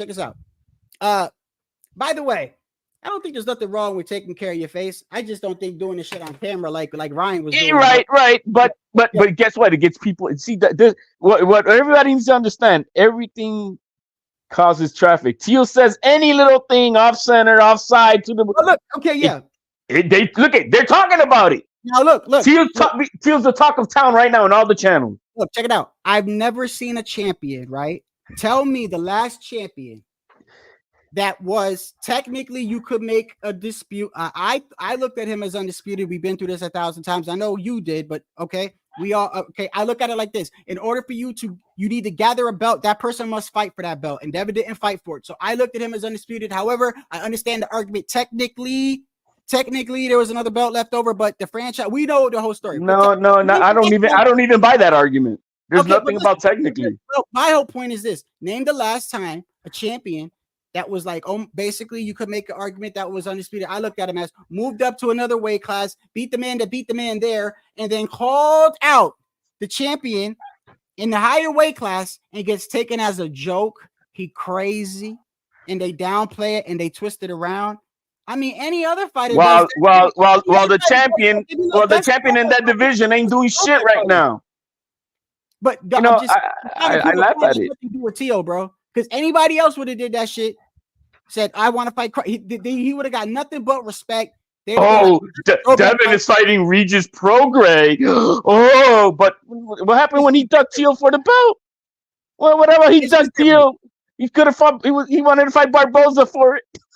Can I get an extension to wait till Tio retires officially? It's crazy, man. I know you and Tycho, bro. Listen, y'all know how I feel about Devin Haney, whatever. I've been giving him his respect lately. But then it's like he takes with me. It's like he takes one step forward and then 4 steps back. With this whole Conor Ben shit. Now it's like you done took one step forward. You knocked down Regis because they all ducking, bro. They all looking for distractions because they need to be fight. Who does Devin Haney needs to be looking to fight right now? Guess what? If Matias is going to Matchroom, the only fight for Devin Haney next should be Matias if he's going to go to the zone. Right? I mean, there's no other way around it. Why are you talking about Conor Ben? Why is Tank, and I don't even want to mention Tank. Tank should be banned from conversation from all serious boxing channels because that guy's a globetrotter. He will never be. He's a globetrotter. If you want to be technically about it, there's no fighter Devin should be avoiding. They're their own promotion. That's what they say, right? That's all cap. Here goes the thing. Let me show this right here. This is so funny. This is why a lot of the narratives are easy to kill. So this is what you'll hear. When it comes to Tank and Devin, you'll hear some people say, yeah, but Tank's the A side. So he needs to be sending him a contract, right? But then you got people that say it the opposite way around, right? What's crazy with Devin is that you use their whole there's no excuse for him to duck anybody because the thing is, they say they are their own promoter. So there is no excuse for you to not be. they're not. That's all cap, because to be your real own boss means you have the funds, the equity to come and put forth a show, and they don't have that. They have nothing of that. I agree with this statement, with him coming in 165 pounds, and this is why I think that fight will never get made, Pounds. Yeah, but then Tank is over here calling out Conor Ben. Like, what the fuck? Bro, Like, that makes no sense. Hold on. Mirrors, man. It's spoken mirrors. Yes, it is. That's what I'm saying. You got to be a retard with an IQ of 70 not to get it. It's all bullshit. Both those guys are now deflecting with other names. Hold on. The only names that should be calling out is Matias and Teo. That's it. That's it. And Tank, your babysitters have already said you're a 135 pounder. So I don't even know why you're talking about any other divisions. You need to be trying to fight Shakur, Lomachenko, who you've been ducking for 6 years, and all those guys. But that's why I don't think Tank is a serious conversation of any real boxing talk, because that guy is in a path of a globetrotter. Now, Teo wanted to challenge Crawford. Absolutely that's what I love about the kid. He ain't dicking around. He wants to fight the best. Pure and simple. Yeah, a lot of times when he says something, I think. Listen, I'm not saying everything he says I take for love, but I'll tell you one thing. Right. He's 2 for 2. He's 2 for 2 when it comes to I want to fight the man that beat the man or the man of that division. He's 2 for 2 on that. So I don't know why people like when he said that, they were like, he's crazy. He's lying. Bro, the last 2 times he said that, bro. And I don't know how many times I got to say this. I was on the panel with Teo Sr. about like a year before they fought Josh Taylor, 2 weeks before they fought Kambosos. And he told me on the panel, I say, hey, what y'all going to do? We're going to bet Josh Taylor. So anytime somebody says, oh, but Josh Taylor had a bad layoff, he had an injury, bro, they was calling him out a way long time ago, bro. Same thing with even a year before that, he was already in conversations of talking. So he's 2 for 2. So when he says he wants to fight Crawford, why aren't people taking him serious? I don't know. I don't know what the Crawford fans are up, because that guy, I don't know what the hell he's doing. Once a year Crawford is what what is the guy doing? Are you gonna fight at 147? You're not gonna fight at who are you gonna? You don't want to fight. You don't want to fight Boots. Spencer's not gonna have one fight. So then drop the belts, bro, and retire. Get the fuck out of the division. I want to see that fight so bad. Hey, what's his name? Bomac. Bomac came out publicly and said, he said the same thing that now it's a little bit different with Boots. It ain't as bad as what Tank did with it ain't as bad as what Leonard Ellerbe did. If you remember, Josh Taylor was undisputed, and they asked him, what about Tank fighting? And he said, Josh Taylor got nothing to bring to the table. Meanwhile, he had every single belt in the sanctioning bodies. I remember that. You remember that, right? That was ridiculous. Now Bomac is saying that Boots doesn't offer anything to Crawford. Now, here goes my thing with this. I look at it like this when it comes to Crawford, right? Crawford has earned, in my opinion, I think he got a bad rap with the whole Top Rank Toby and everything like that. No, all that racist shit is ridiculous. Yeah, but that was by his own, and that was by his own people. Nobody else was on it. That was Black Americans doing that shit. So regardless of who it was, I didn't like it, right? I think he got an unfair treatment. I also looked at it like, okay, he was under Top Rank and he was getting the fights that Bob was giving him. So I cannot blame him for knocking the guy out that Bob puts in the ring with him. You know what I mean? So a lot of the times when it came to Crawford, I was like, yeah, bro, I'm with him, because it's like, what do you want him to do? So, but now I'm like, okay, I think he's earned the right to make big money fights. I do. He beat the guy that everybody said was going to whoop his ass. I thought Crawford was going to win, but I thought it was going to be a way closer fight. But it doesn't matter. The fact of the matter is, I think he's earned the right to make big money fights. I got no problem with him saying he wants to fight. My whole thing is this. Just don't turn around and try to make it seem like you're all about legacy either, when Boots is sitting there waving his fucking hands in the air like, yo. And it's even worse now that he's got a belt, regardless if you want to call him an email champ, whatever you want to call him. He's literally like, okay, I'm an email champ. Well, come get your belt back. But the problem with that is, you see that on the competition side, it all makes sense what you're saying. On the business side, it doesn't. For the reason is, who's who's gonna put up the money for Boots and Crawford. So that I do. Listen, I agree with that. Listen, I do. So this is what gets me though. I would rather, like, for instance, say, yo, I'll take the fight and wait, sign it. Look, watch.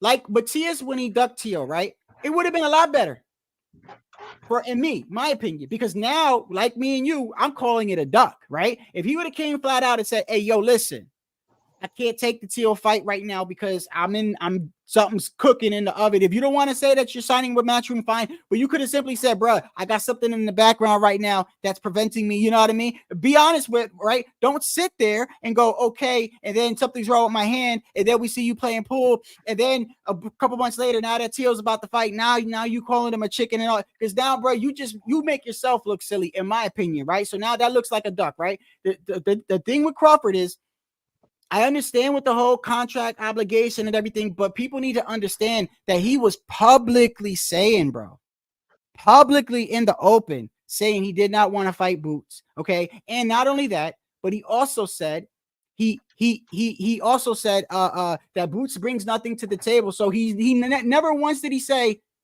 I would fight Boots if I wasn't in this contract with Earl, or I would fight Boots if no, he flat out just says, I'm not fighting the man.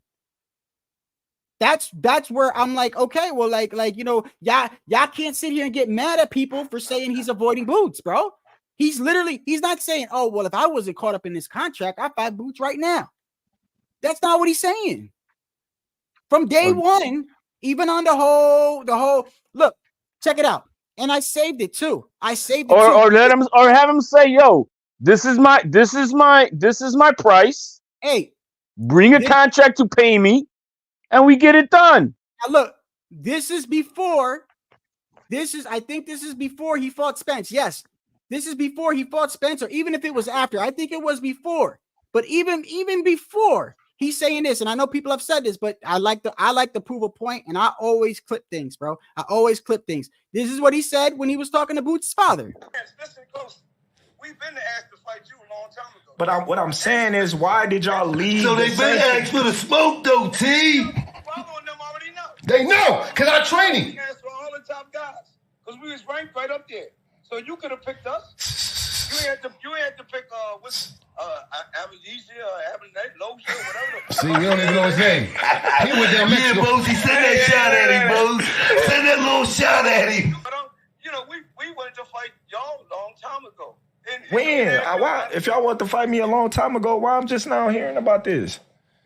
You remember when you came to Boots fight, and my man came with you to it. That's the fight he want to see. He said that's the fight in the future he want to see. He didn't say y'all was calling me out. He said it right. Listen, and then I said, yeah, that's the fight we want. You was right there. Yeah, in the future. But y'all didn't say we want you right now. Y'all could have easily, I'm right in front of y'all. Y'all could have easily said, hey, we want to fight you next, nigga. Guess what? We gonna beat your ass. Huh? You probably wouldn't even took the fight right then at that time. Probably not. I had bigger fish to fry on the table. That's real. I probably would if you would have touched my pride. I probably would have been like, let me fuck this touch this nigga pride. I would if you would have touched my pride. He says, oh, you probably wouldn't have took the fight. Probably not. Come on, man. He fought David Kardashian, bro. That's some fucked up shit. I'm going somewhere with this. I probably would if you would have touched my pride. So then you got Tio supposedly talking about every fight you had, you don't fight. I don't agree with what Tio said, by the way. Every fight he had was handicapped. But some people were like, he disrespected Crawford. I thought he don't take disrespect lightly. All right, well, Tio, what's going on, bro? Like, Tio right there, bro. Like this is the shit I'm talking about. Because if it was any other fighter, they would be putting pressure. They would be taking it serious, and they'd be like, "Oh, he a throwback fighter. Look, he done cleared out 130. He done beat the man at 140, and now he's trying to call out Crawford. That's the shit we want. That's the shit we like in boxing." No, but because it's Tio, he's out of his mind. He's crazy. He's racist. I don't fucking understand people, bro. But it is what it is, and this is what I mean by every time he says something, people get so riled up, bro. The only reason why I went on Punches Live today. And I was out and busy, and I couldn't even. The only reason why I did is because when the whole Puerto Rican shit, I'm looking at the live and I'm reading people literally saying, "Damn, I'm Puerto Rican, man. I fuck with you. I can't believe you said that, bro. I can't fuck with him no more." And I'm watching this, and I'm like, why are you taking it to the heart? We don't got no Tito Trinidads and no Wilfredo Benitez's right now. Like, who the fuck do we have right now? That's Man, I got mad love for Bernard Hopkins, bro, and he did the most fucked up shit to us with a Puerto Rican flag. And still to this day, yeah, it was fucked up that he did it. But I have no ill against Bernard Hopkins, bro. Yeah. That dude's a G. I got mad respect for him, bro. And look, I mean, look, it's the boxing game. It's grimy. You gotta talk your shit, and it sets it up. You got Matias. You got Shakur, and who's the other Rican on deck that could get some smoke? There's a couple of prospects. There was one kid I was looking at, and I don't know why he's inactive, but I think he's going to be really good. And I keep fucking his name up, but I got to get it. He's inactive. I think, you know what his problem is, and I think I was telling y'all about him before. He gets in problem with the law. He's like an inner city kid, but he's like 8-0 with 8 knockouts, like hard knockouts, bro. Like he's got a lot of power. If he just worked on something, bro, I could see him going somewhere. But then again, what weight division are we talking about? He's 135, 140. He's in the right one. He's in the fuck around and find out division. You know what I mean? I like that. Fuck around and find out. So but at the end of the day, bro, I looked at it like, bro, he's telling the truth, bro. You know, I'm not gonna get all sensitive and be like, oh, I gotta stick up for Puerto Ricans. Like, I'm gonna stick up for Berlanga. The fuck out of here. You think I'm gonna make myself look stupid, bro? I don't care, bro. Listen, I'm not saying anything bad about Berlanga. You're gonna stick up for Josue Vargas, bro, right? Bro, I'm gonna keep it real. I'm gonna keep it real, bro. Manufactured first 15 fights against people I never heard of in my fucking life. Okay, the moment you fought somebody that was able to throw a jab and block, you had the hardest night at the fucking office, bro. I'm sorry. I can't. He's at 168. Caleb Plant beats him. Boo Boo beats him. Munguia beats him. Canelo puts him in the hospital. David puts him in the hospital. Morrell puts him in the hospital. I don't even think he could beat John Ryder. You know what? I don't think he could beat John Ryder. Am I lying though? So what? And you would think people are gonna say, "Oh, but you don't love your people." No, I'm fucking telling the truth, bro. Man, I'm surprised that Eddie Hearn let him retire, bro. He retired today. Make myself look stupid, bro. He could have thrown him in with Berlanga. We'll find out what he's about. That would have been a good step up fight for Berlanga, John Ryder. Another thing about Berlanga. This is another thing I don't like. So in the interview, and Tycho saw it. I know Tycho saw it because Tycho made a comment on the interview of that video. Tycho said he's out of his fucking mind. And he is, because he turns around and says, when they ask him, do you think you're one of the best Puerto Rican fighters right now? He comes out, he's honest. Like, nah, no. That's got to go to somebody like Xander or something like that. And by the way, his answer should go to show you we don't got nobody. I'm not shitting on Xander. I'm not. But that was the first one that came out of his mouth. And I'm like, but you cannot compare. Okay, I get what you're saying, HOD. He's in a higher weight class. But I still look, man, my bar is high. And what they were doing at their age. No, you're right. He's not compared to any of those guys. His age, Tito was fighting Camacho, Pernell Whitaker, Roy Boy Campus, Oba Motorcar. Like, he was fighting motherfuckers that was about it. Well, I don't know. Xander's just 21, man. So okay, I don't think the point that I'm making, because then I can go over to Wilfredo Benitez. He was 17 when he won a title. You see, the bar is high when it comes to the greats. And that's all I'm saying. I'm not shitting on him as much as I am on the thing I have with Berlanga. Another thing is, so Berlanga comes out and says, oh, well, okay, no, Xander Zayas, that should go to him, which go to show you right now the landscape of the Puerto Rican fighters that we're in, which is why I say I don't think Tio was lying. But then on top of that, in the very next sentence, they're talking about Pacheco and how he keeps talking shit about him. And you know what he says about him? Oh, no, that fight got to marinate. That fight got to marinate. No, that's a future money fight. What the fuck are you talking about, bro? Yeah, hide behind the business, should take bro. Every money fight you get right now, Berlanga. You should take every available money fight that you should get right now, because you having a mindset like, I'm gonna let that Canelo fight marinate, bro. You're gonna have like 8 losses by the time that happens, bro. Because I'm sorry, anybody with a counter punch anybody with some ring IQ, anybody with a steady jab and can move side to side gives Berlanga problems. And that is just the truth. You could say whatever the fuck you want to say about me. You could say whatever you want to defend our people and make us look stupid. Fine. I don't care, bro. I'm not going to sit here and cap for somebody that I see flaw after flaw after flaw after flaw in, bro. No, I'm not. He's definitely part of that hype machine. You know what I mean? And when it comes to Tio and Matisse, I've always said I'm going with Tio in that fight. I got Tio over everyone until proven otherwise. You know? I just think that Tio when knocks Tio out says Ortiz something, on Thursday. huh? Yeah, he's fighting Thursday. Because, well, you got to think it's and if Tio stops or on Thursday, man, he's gonna be rolling. I mean, Crawford better do something, because I know these other guys are not gonna fight him. Devin Haney's never gonna fight Tio. Matias is never gonna fight Tio. But they're serious about that Canelo fight, right? Isn't that Canelo fight? Oh, but that's another thing too. Let me talk about but here real quick, because you can understand this difference. I'm hearing the Crawford people. Oh, but what does Tio got to offer Crawford? I mean, if he fights Tio, he's a 135 pounder, small guy. Exactly, and he's a 140. Like time he's lineal. Like what the fuck? He is in the same path as Crawford, but Tio at 26 years old, his resume at 135 and 140 smokes Crawford's. Bro, this is the shit I'm talking about, because look, let's go to Canelo real quick, right? Everyone is jumping, and this is the same thing. This is why I defend Canelo, right? Because people get mad when it comes to Canelo, and I tell them all the time, I'm like, bro, I'm not even a huge Canelo fan, but I see the fuckery and I see the hatred that this man gets, and the hypocrisy with this man, because it's like, okay, how everything that they say about this man, and when they start talking about him, I'm like, okay, so you talking about who were you referring to? Like who's he ducking? Every time whoever they bring up, it could be David, whoever, right? They've done either the same thing or their resume is just as bad or whatever. The only thing they got on David is that David has been consistent in calling him out. However, nothing has been publicly came out and said that he's fighting Jamal on Cinco de Mayo and then he's fighting Crawford. So, but people are already jumping down Canelo's throat, right? I said, look, he's got 2 fights left. I give him to September.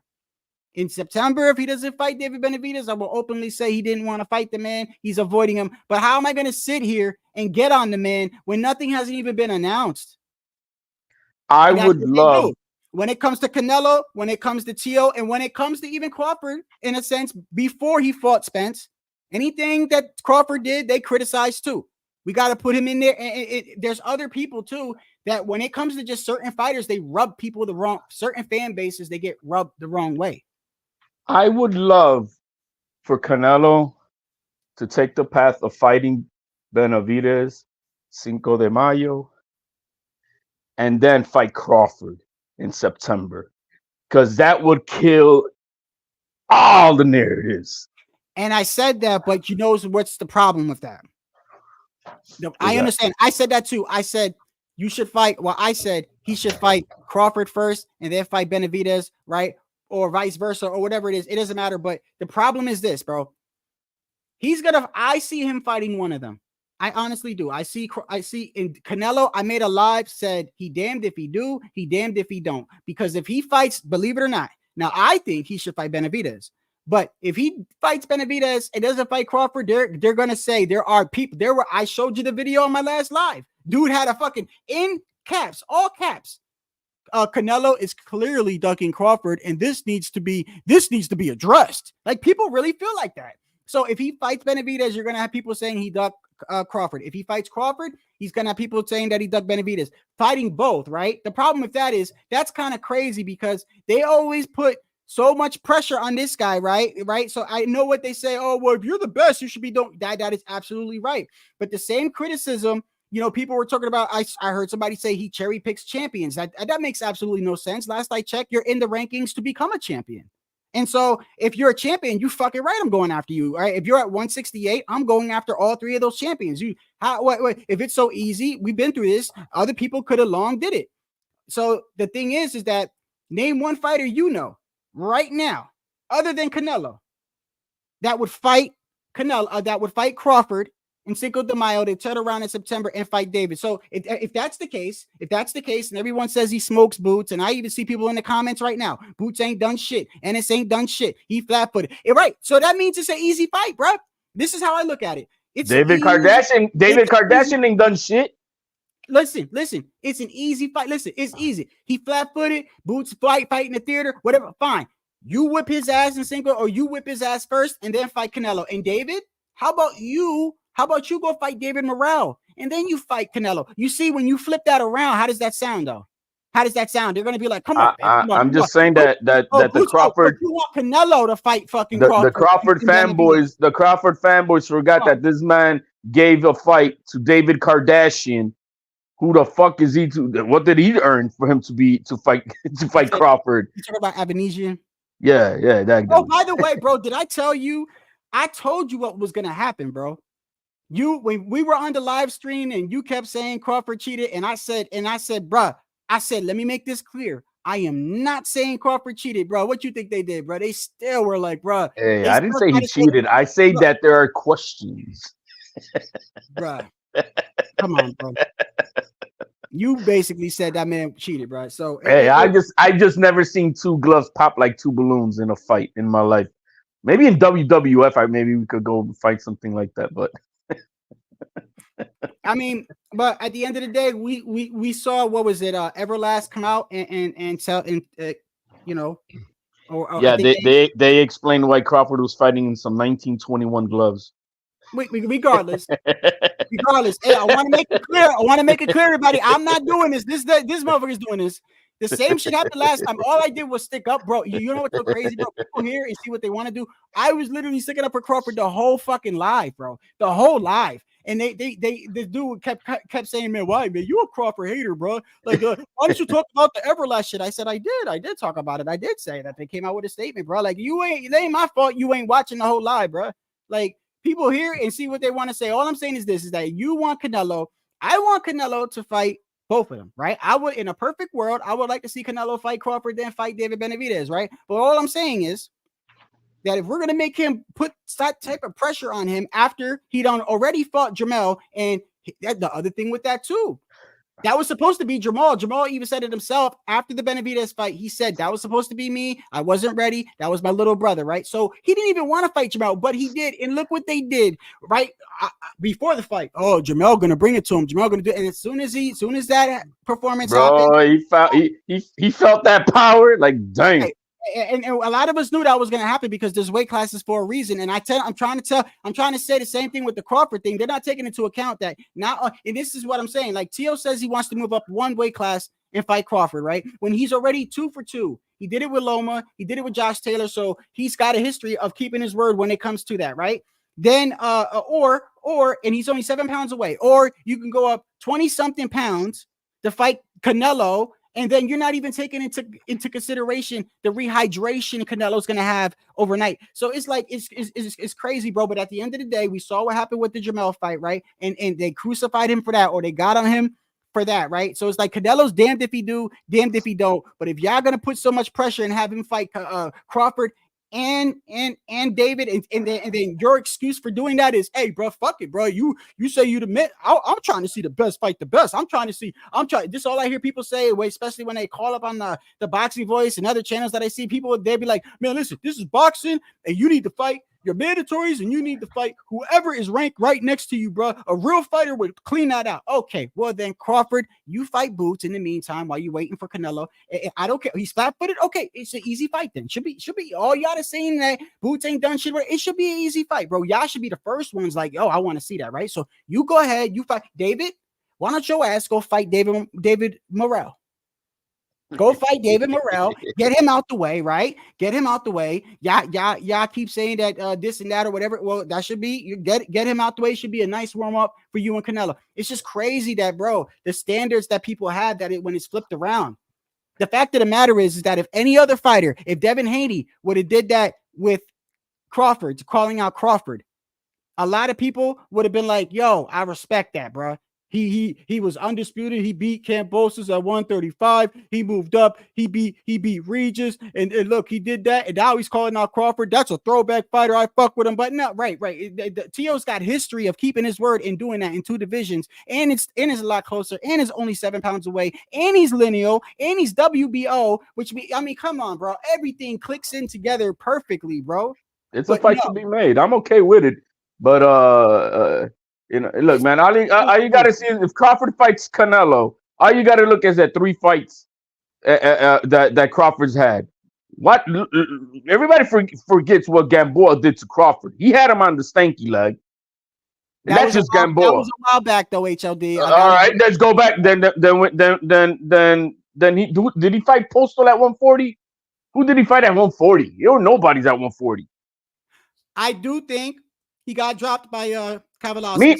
Then go to Mean Machine. He dropped him. I don't care what anybody says. He dropped Crawford. I think he did, yeah. And same thing where they say Tio got dropped a second time by what's his name? The dude Sandor Martin. Yeah, Xander Martin. I don't care what anybody says. Tio got dropped a second time. Well, that's how I look at with Crawford. With the Crawford one was a straight up. He got dropped to a knee. Tio got caught by a check left hook off balance going forward, doing his dumbass lunging that he sometimes be doing. Hey, I got no problem saying that he got knocked down by Xander Zayas by him. I always get that guy's name wrong. Kambosos. No, the one that's Devin Haney's mandatory right now. The one that we just talking about that knocked down Tio. You just said his name. Sandor Martin. Sandor Martin. Yes, Sandor. That's what I always Sandor Martin. Okay, so look. I will say he got knocked down. He knocked Tio down. No, he got knocked down. Okay, yeah, he knocked him down a second time. I got no problem saying that Crawford got knocked down by Cavalassis. I will say this, bro. I think that regardless with the weight, I do think that Crawford puts a way better fight than Jamel. I don't see Crawford running. Maybe for 4 rounds at the most. Because then if you look at the Porter he's fight, run backwards like Jamel. No, he's not gonna run. He's gonna get knocked the fuck out. That's what's gonna happen. He's gonna try to stand his ground with Canelo, and Canelo's gonna knock him the fuck out. If Porter was able to put pressure on Crawford, and I had him winning that fight, what's Canelo gonna do? Who he cannot hurt. He can't even. He's not gonna be at. Canelo's gonna be like, man, I'm fine. I'm fighting a flyweight. I've been hit by Triple G flush, and I ate it for breakfast. That's why I can't wait to see David Benavidez and Canelo, because I think people they keep forgetting, bro. Are you forgetting this man's chin, bro? David throws so many punches, bro. That is just openings, bro. Opening. I'm telling you, I don't think that fight's gonna go the way people think it's gonna go, bro. I think Canelo's gonna hurt that guy in the ribs so bad. I think he's gonna drop David. I think this. I know a lot of people they're like, oh, David's gonna run right through Canelo. Okay, no. Maybe we're seeing something different. I don't see that. I see Canelo dropping him with a body shot. I think he's gonna kill that body puncher as well too. Yeah, he is a great body puncher. He's gonna kill him. I will say this: I don't think Crawford will back up like Jermell. I'm not saying he's not gonna back up, because he's not gonna back up. Canelo's gonna knock him the fuck out. That's what I see. I think it's a better fight watching him and Tio than it is Canelo. But what the fuck do I know? I think it's a more competitive fight. I think it would be a much more competitive fight. I really do. Tio and Crawford. And it's a hell of a challenge. I'm not gonna just say, "Oh, Tio is gonna do it." It's gonna be a hell. I made it clear, bro. The very good possibility Tio can lose to Crawford. I want to see the fight, though. It's just crazy that when he says it, they turn it all around. If that was anybody else, they'd be like, I respect the fuck out of him for that. It reminds me of like politician and fake news. If one politician does it, they'll say it's law. Another politician does it, they'll tear that shit down. They will tear it down. They will tear it down. They will pick apart his interview. They will take out what he said before. Like, for an example, Devin Haney over here, he was clowning Connor because they were saying the guy that Connor fought, that guy was like 200 fucking pounds, bro. That guy came in, that was a huge dude that Conor Ben was fighting. That dude was not 147, dude. That dude was huge. He had to be like around 180 in that ring, because that guy was huge. No wonder he's not going to knock him out. But they were clowning him. It's still a pattern, though, that a mediocre performance, and then he fights, and then he fights Prograis, and now a mediocre performance, and he's asking for Ben. I mean, that there's a clear pattern right there. They're gonna ask for Mikey Garcia to want to retire next, so they could fight another former world champion. I mean, think about it. Before Ben, what weren't they asking about Broner? Exactly. But then when Regis was saying, hey, if you don't sign the contract with Devin Haney, I'm gonna fight Broner. Oh, that you're gonna fight that? That ain't nothing. How are you gonna fight Broner? That's a joke of a fight. Now they're talking about Broner. Because guess what? They got nowhere to hide, man. They got nowhere to hide. I wonder who the hell they. Sandor Martin is I think is mandatory. So I don't know what they're going. I don't know what the Haney's. And in my opinion, I've said this before. I don't think Boots has been tested, but in my opinion, these guys are making Boots look way better than he. You know, for all these people that say Boots ain't done shit or whatever, they're making Boots look like this god because nobody wants to fight him. Devin, he's right there. Go ahead. Crawford, he's right there. Go ahead. Yeah, but Devin gonna say the same thing. Oh, boy, nobody wants to pay to see that. Yeah. Oh, you know what I hear in my head when I hear that? You don't want to fight that motherfucker. That's what I hear. No. You do not want to fight that man. That's all I hear. I wonder if they want to fight Sandor Martin, bro, because that's an interesting fight. That's a good fight. I think that's a good fight. You know, that's a good fight. Devin surprised me at 140. He did. I ain't gonna lie. I'm with Regis. I love the guy. He's a good person. He's a good dude. But he's passed. He's done.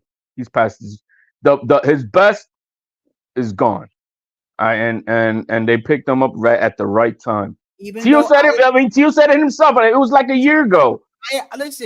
Even though I agree, I'm gonna say the same thing that I'm gonna say with Tio and Josh. It's not Devin's fault that the kid was. No.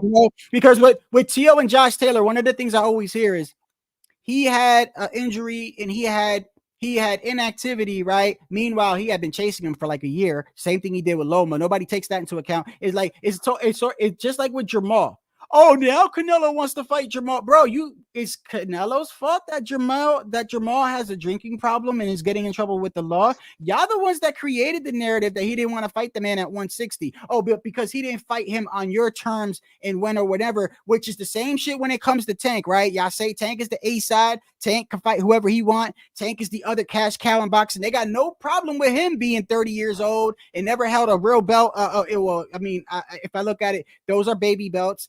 In my opinion, I think Tank, I understand what you're saying. I still see Tank's skills. I think that he could have been undisputed at this point.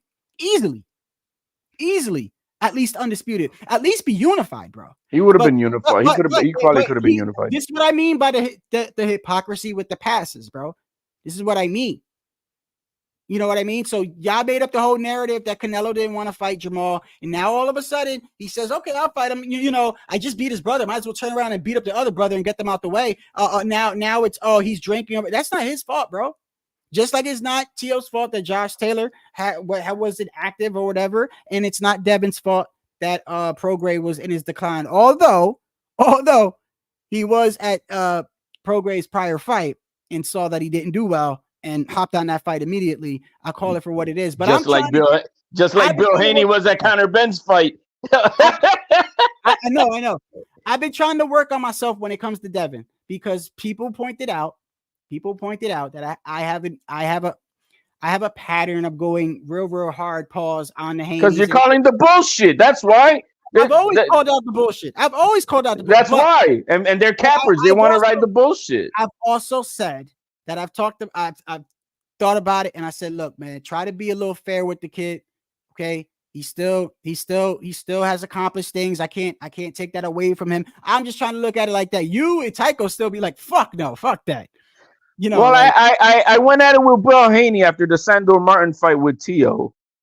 And then he's like, well, hey, why don't we make the Tio fight now? Like, what, you really want to do that? Right after Loma, you want to do Tio? I got no problems with that. I don't go ahead, handle your business, and we can make that. We'll pump that out here. We'll be banging on everything out here on the YouTube channels. What happened? They don't want the fight, man, because Tio's really basically gone. They all have investors behind them. and they have to protect their investment. That's why Tank is never gonna fight a top-notch guy, because he makes and I credit him. He makes good money fighting tomato cans, and people buy it. Good Hold for on, him. hold on, HOD. Let me. Hey, Amok. Hey, look, I hear what you're saying. I don't got no problem with what you're saying. That's how you view Boots. That's fine. You're not the only person, but the thing I want to say to you is this. I keep seeing you say that, he's got 30 plus fights, haven't fought anybody credible. I agree. I see you, G Funky. Give me a second. Hold on. Let me get him on here. I see you, G Funky. What's going on, brother? Just give me 1 second. Let me finish what I'm saying. No sweat. Thanks for having me, man. No, man. Anytime, bro. Anybody else want to join? That's fine. Amok, just let me say something, bro. I hear what you're saying, bro. I hear what you're saying, and I understand, because there's other fighters that I look at and I say myself, damn, look, this guy's got all these fights. He still hasn't fought anybody credible. To me, this is my mentality. It's even a bigger reason for these guys to fight him, because in my eyes, I'm looking at it like, if I'm a Crawford fan, right, and Boots is flat-footed, and Boots hasn't fought nobody, and Boots fights in the theater, that's a quick ass whooping for Crawford. That's how I look at it. Like, that's a quick, just like these people that say, well, Teo's crazy. Crawford will kill Teo. Well, what the fuck is the problem? Y'all should be the first ones like, man, get Teo the fuck out of here. I want to see him get knocked the fuck out. I'm tired of this Boots shit. I'm tired of all these people saying he avoiding Boots. I want to see him get knocked out, but that's not what y'all do. Y'all sit here and y'all literally like back up and support that there's no fights gonna happen. Like, do you understand where, at least where I'm coming from? Don't you think that if you think that Ennis is not proven and Ennis is all that and that, don't you think it would be an easy fight for Crawford? Shouldn't you be pulling for that fight then? Aren't you tired of people saying that he's running from Boots? Boots. If I was Boots team, I'll leave that 147 division. I'll be right at 154 in the mix as of right now. Drop that fucking email belt and go to 154 and get busy. That's what he should do, because that's where Crawford is going anyway. I'm sorry, HOD. My energy is not just with Boots. My energy is with any fighter, anybody. It ain't just Boots. It's anybody, right, that is basically saying that this fighter hasn't fought nobody, hasn't this and that, right? Any fighter, then that should be, in my opinion, more an excuse for whatever fighter that y'all like or whatever. In my opinion, so for instance, let me give an example. I like Teal, right? I fuck with Teal. It's no secret here. I got no problem criticizing him, but I fuck with him. It's no secret here, right? I look at it like this. He wants to move up and fight Bud. That's more realistic, right? I know that Bud could probably beat Teo, but me, I want to see it. And if anybody doesn't like Teo and they're like, well, he's out of his mind and Bud's going to beat the brakes off Teo, good. Fucking good. That's great. Don't you want to see it, bro? Aren't you tired of Teo shit talking? That's where I'm coming from, bro. I don't give a fuck if it's Boots. I don't care if it's anybody. To me, it's more of an excuse to want to see the fight. If you think the guy's a joke and he hasn't accomplished anything, then why aren't you calling for Crawford to knock him the fuck out? Why? It's an easy day at the office, easy payday, another notch on his record. Like, what is the problem, bro? All I hear at the end of the day is, y'all don't want to see the fight, and he ain't gonna fight Boots. All I hear at the end of the day, yeah, I know y'all think that he'll kill Teo. I know that. I hear y'all say Teo's crazy and he'll kill Teo. At the end of the day, all I hear is he don't want to fight Teo. That's all I'm hearing. And that's all I'm saying is keep the same energy for everybody. And Teo, I want to see Teo fight everybody. If Teo said he wanted to move up and fight Canelo, which I think would be so fucking dangerous, I'm gonna watch the fight and I'm gonna not make an excuse. I'm not gonna say, well, damn, it's too heavy and fuck it. If Teo says he's gonna get in the ring with him, fuck it. He the one that's going to deal with the punches. He the one that's going to lose. I'm a boxing fan. I want to see the fight.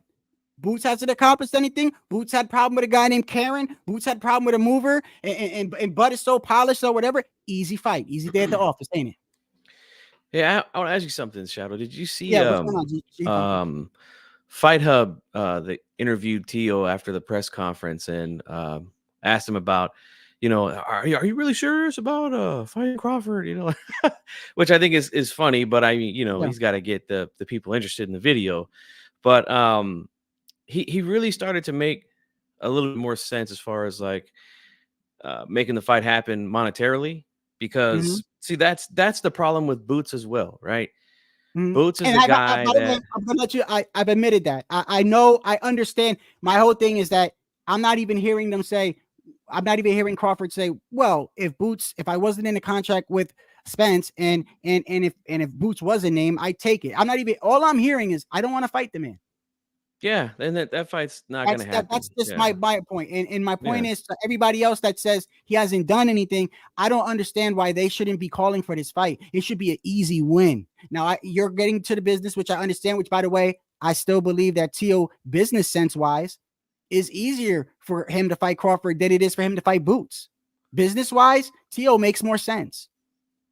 And something that he said that made complete sense as far as how making a big fight, especially with someone like Crawford right now, where he said, "Hey, look, you know," and I don't know how true this is, but this is what he said. He says, "I have an investor, and maybe you could throw some money in here, and then we can make this fight happen." See, now he's talking because see, T.O.'s a guy that, for whatever reason it is, right? He's just not a big attraction. He doesn't catch the Mhm. casual's eyes for whatever reason it is. Now, I don't know why, because I think he's an entertaining fighter. I think he's a Yeah. guy that fans should get excited about, but for whatever reason, that's not the case. So that's why he's not getting the big fights. And for whatever reason, people enjoy watching Tank's fights, and that's why he gets the big paydays. You know, we don't know what it is.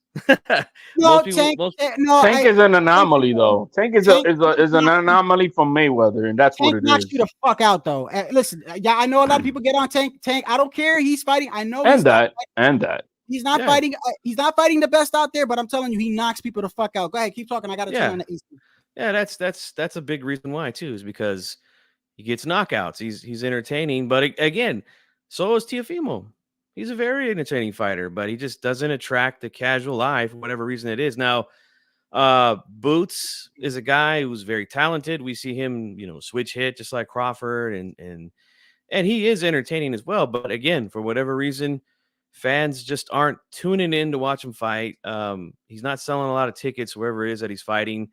And another problem that he has, just like a lot of those guys that have fought under the PBC banner, is that he just gets overpaid what his real market value is. And that's a big problem, man. That's Does why a he lot get of fights don't overpaid? happen. What do we know that? How much does he make that we know? I don't. I I, think I he don't. I mean, made, like I think for that Roman fight, Roman Villa, I think he got like $2 million, I want to say. Oh no, yeah, okay. Oh, And that's a Okay. lot of money, Boots. yeah, I think that's he good. got paid That's a good payday. So you said that's a 2 good mil? yeah, it's a good payday, but It's a good again, payday. does he bring ratings, which Does he attracts generate it? which Well, obviously he attracts doesn't, because it attracts that's why money, you know? that's why Look, Showtime dropped him. I got no problem. Exactly. Listen, I got no problem keeping it real. You know, just like with Teo and but once again, I look at it like this. I'm taking the same thing that people are saying and just using it for their fighter. That's all I'm saying. So I don't know how many times I've heard people say, well, I don't want to fuck it. Well, so when we say Canelo has earned the right to fight whoever he wants to fight, right? A lot of times these guys will say, but no, I'm mandatory and no. And he needs to fight the guys that's in the guys that are right there. That's what they'll say to him. So let's turn around and say the same thing for Crawford. Do you see what I'm saying? I just try to say the same thing. No, it's a double standard. You're absolutely right, There's a man. lot of double standards, but I look at it like this, bro. As long as it's a fight and it's a good fight, that's what I care about. Now, I do understand the business and I do understand Boots and all, but I'm telling you, they're making Boots sound bigger than what he is. I think Boots is I like Boots. I too want to see him tested, but it's just kind of crazy how, you know, Bud is openly saying he don't want to fight him. Devin got no problem fighting. I just said I was going to talk bad about Devin, but it's the truth. He just saw another mediocre performance in Conor Ben, like the same thing he did with Prograis, and now he's talking about wanting to fight him or fight Adrian Broner. They're making Boots look bigger than what he is. Fight the fucking man. Somebody get that fucking out of here if he's so easy, bro. I really think people listen. There's no fucking way on earth. I'm sorry that y'all really think Boots is soft, bro. I'm talking to the people that are saying this. Y'all really think Boots is gonna get walked over, bro? Now, who's in line? Who's in line in the IBF to challenge Boots? Is there any good guys? I mean, because 147 is dead. I think. I don't know what. I agree. Boots hasn't been challenged, but I'm telling you, from what I see, bro, that ain't no fucking walkover, bro. He's young. He's fast. He's got stamina for days. He hits motherfucking hard. He's a switch hitter. He's from Philly, bro. That's a bad combination. I want to see him tested, and that's what I want. I want to see him tested. Can he really hold up? What I see as a problem for what did you want me to look up though? I just want to know he's in the IBF. Who's in the rankings that said, oh, this guy could fuck with fucking Boots up if you know. It's that's a scary fighter for him, bro. Who's scary in the IBF? Is there anybody worthy? One thing I'll say with Boots. What this guy was saying right here, I do see the point. What this guy's saying right here, Amok, and look, Amok, I want to let you know. You see how I'm keeping it consistent. You see how I'm keeping it consistent, right? I just want to make that clear. I'm keeping it consistent. I'm pointing out when you make a good point, I'm gonna bring it up. Amok has a good point right here. This guy right here. Let me bring it up. Young. Isn't Santi Young the guy who just went to Matchroom? Yeah. This is and what that guy's ass. This is what Amok is talking about. Now he's right Alexis Rocha. He fought Alexis Rocha in October. I was at that fight. Now, you still got Cody Crowley here. You got this guy. Now, by the way. Yeah. Santi Young is the top ring guy who went to Matchroom to fight Rocha. Right? Yeah, it was a Golden Boy card. But yeah, exactly. That's what I mean. I'm sorry, Golden Boy. Correct me if I'm wrong, though. Correct me if I'm wrong. Regardless of how you get a belt, and if I'm wrong, correct me, somebody in the chat, please. I'm making a statement here. I'm telling you that I don't know if it's true. It doesn't matter to me. It doesn't matter whether you think it's an email or whether he knocked somebody out. If I am correct, when you get a belt, you have a time limit on when you're supposed to face your mandatories. Correct? Each sanctioning body is. Each sanctioning body is different. Yeah. Okay, so how is the IBF? He just got that belt. Yeah, each sanctioning body's got different rules. Let's say with the WBC, if you get a vacant belt, you have to fight 2 mandatories within the year. I can find it because I'm trying to figure out. Because listen, I'm with these guys. If they say he needs to fight that guy, hey Boots, hey listen, bro. Santi Young in the IBF. Hey, listen. No, Santillan is now the mandatory of the WBO. Look, Rocha had that status, and I'm gonna say the same thing for Boots that I say the same thing for David Benavidez. Look, if you think motherfuckers don't want to fight you, I'm gonna say the same thing. If you really think motherfuckers don't want to fight you, clear the fucking division out, clear everybody out, bro. Just blow everybody, just keep fucking people up, bro. Until somebody. I'll say this, Shadow. When I was down for that fight in Inglewood back in October, I had a fighter on that card. I was at the fighter hotel in the lobby, and I seen Levi Martinez, who's a former judge, but he's a representative for the IBF. Mm-hmm. And a lot of the stuff we talked about, I told him I would, be strictly off record. Mm-hmm. But he did. We talked about their process for enforcing mandatories, and that's something that they really like to brag about. Like the first thing that came out of his mouth when I said, "Hey, man, you guys are pretty strict with your mandatories." He goes, "Hey, we're the only sanctioning body ever stripped Canelo." Like it's like a badge of honor to those guys. Yeah. So yeah, they're pretty strict with their mandatories, man. The IBF. Well, Santillan, man, Crawford needs to vacate these damn belts, bro. He's not gonna fight at 147 again. He needs to vacate them, open this up so we could get these guys. Because hey, Santillan, if he's able to get a belt and unification versus Boots, okay, that's a good fight. I just found something. Hold on. Let me get this right here. I like Santillan, bro. I like that dude. Hold on, I just found something. Let me share the screen. Okay, right here. Where was it? Right here. Tell me if y'all can see that. By the way, let me zoom it up. Hold on. Give me a sec. Let me get this out of here. No, let me keep that there. Let me zoom this in. No, it's not zooming in. Can y'all see this? Hold on. Wait. Oh, wait. I think you got touch screen. No, I got it. It's my damn keyboard. I have my keyboard on lock. I had it unlocked. Okay, so right here, right? Let's go down. This is for Usyk, but let's move over. Let's move over to welterweight. Now I got to make my screen big. Jaron and his I'm boots old. right here. Here we go. Here we go. Jaron and his boots, right? Let me zoom this out a little bit. People can see. All right. Right here, obviously, you see the WBA Terrence Crawford, WBC Terrence Crawford, WBO Terrence Crawford, and then you have right here the IBF ratings. Number 1 and number 2 is vacant, followed by Cody Crowley, followed by the guy that just beat Rocha. Now, I'm trying to find out where it says it says January. Okay, title 1. Does that mean, is that the date that Boots got this title? Yeah, January 7th. Does that sound familiar? So. Yeah, I think so. Is it January 7th? Okay, so January 7th, it says right here is the time that Jaron has got this belt. So now we're going on. It's only been a month. It's only been a month.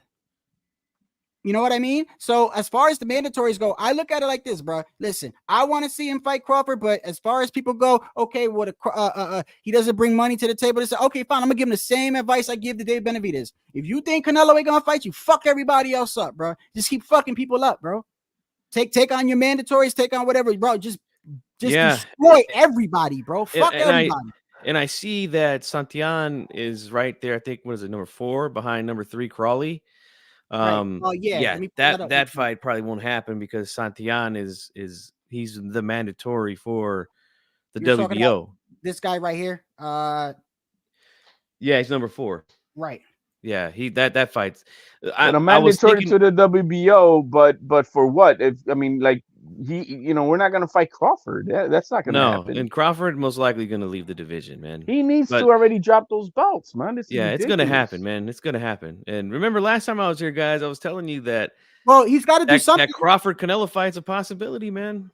Oh, you was right. You was right on that. Hey, look, man. Yo, you was right on that. Let me stop this to give. You was correct on that. I said that would never happen. The reason why is because I was thinking logically. I was thinking Teo done fought Loma at 135. He done fought Josh Taylor at 140. He's 2 for 2. Okay, he's lineal WBO. Okay, Crawford got a WBO belt. Since he's lineal at 140, it makes more sense for him to fight Teo. But apparently, everybody says he's crazy and everything, or whatever. And I said, damn, but you're going to jump to Canelo? Now that's going to happen. I look at it like this. If he wants to take the Canelo fight, fine. I just don't want to hear. Oh, but he beat up on the smaller man. I don't want to hear that. Oh, you're going to hear that regardless. I don't think Canelo's going to take that fight. I don't want. And if Crawford wins, bro, he gets he gets all flowers bro, the whole fucking week. I'm doing a Crawford parade. He surpasses Mayweather with that. All right, so I look at it like this, though, right? So fine, you don't want to fight Boots, okay? Y'all think Teo crazy, right? But Teo really want to fight Crawford, and I do believe that I'm gonna say he is gonna beat Ortiz. If Teo lose, I'm here, same time or whatever. It ain't gonna change. I will be on here saying Ortiz, congratulations, but I think he's gonna beat Ortiz, and I think he's gonna call out Crawford. Crawford is probably looking at it like this: I'm just eyeing that Canelo fight, bro.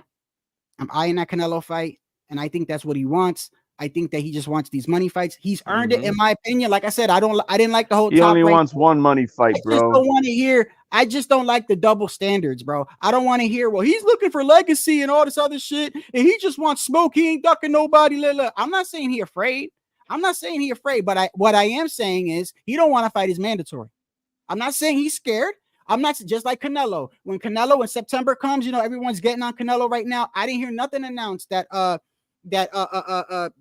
he's fighting Jamal Charlo on Cinco de Mayo, and then he's fighting Crawford. This is just what people are saying and what a source is saying, right? Or sources can be wrong. Okay. Coppinger and Dan Raphael were wrong about Crawford fighting Pacquiao. I talked about this in my other live. They literally said the fight was done, and then they came out and said, "Oh, the investors didn't come through." But at the end of the day, I'm not going to jump on Canelo yet. He's got 2 fights left.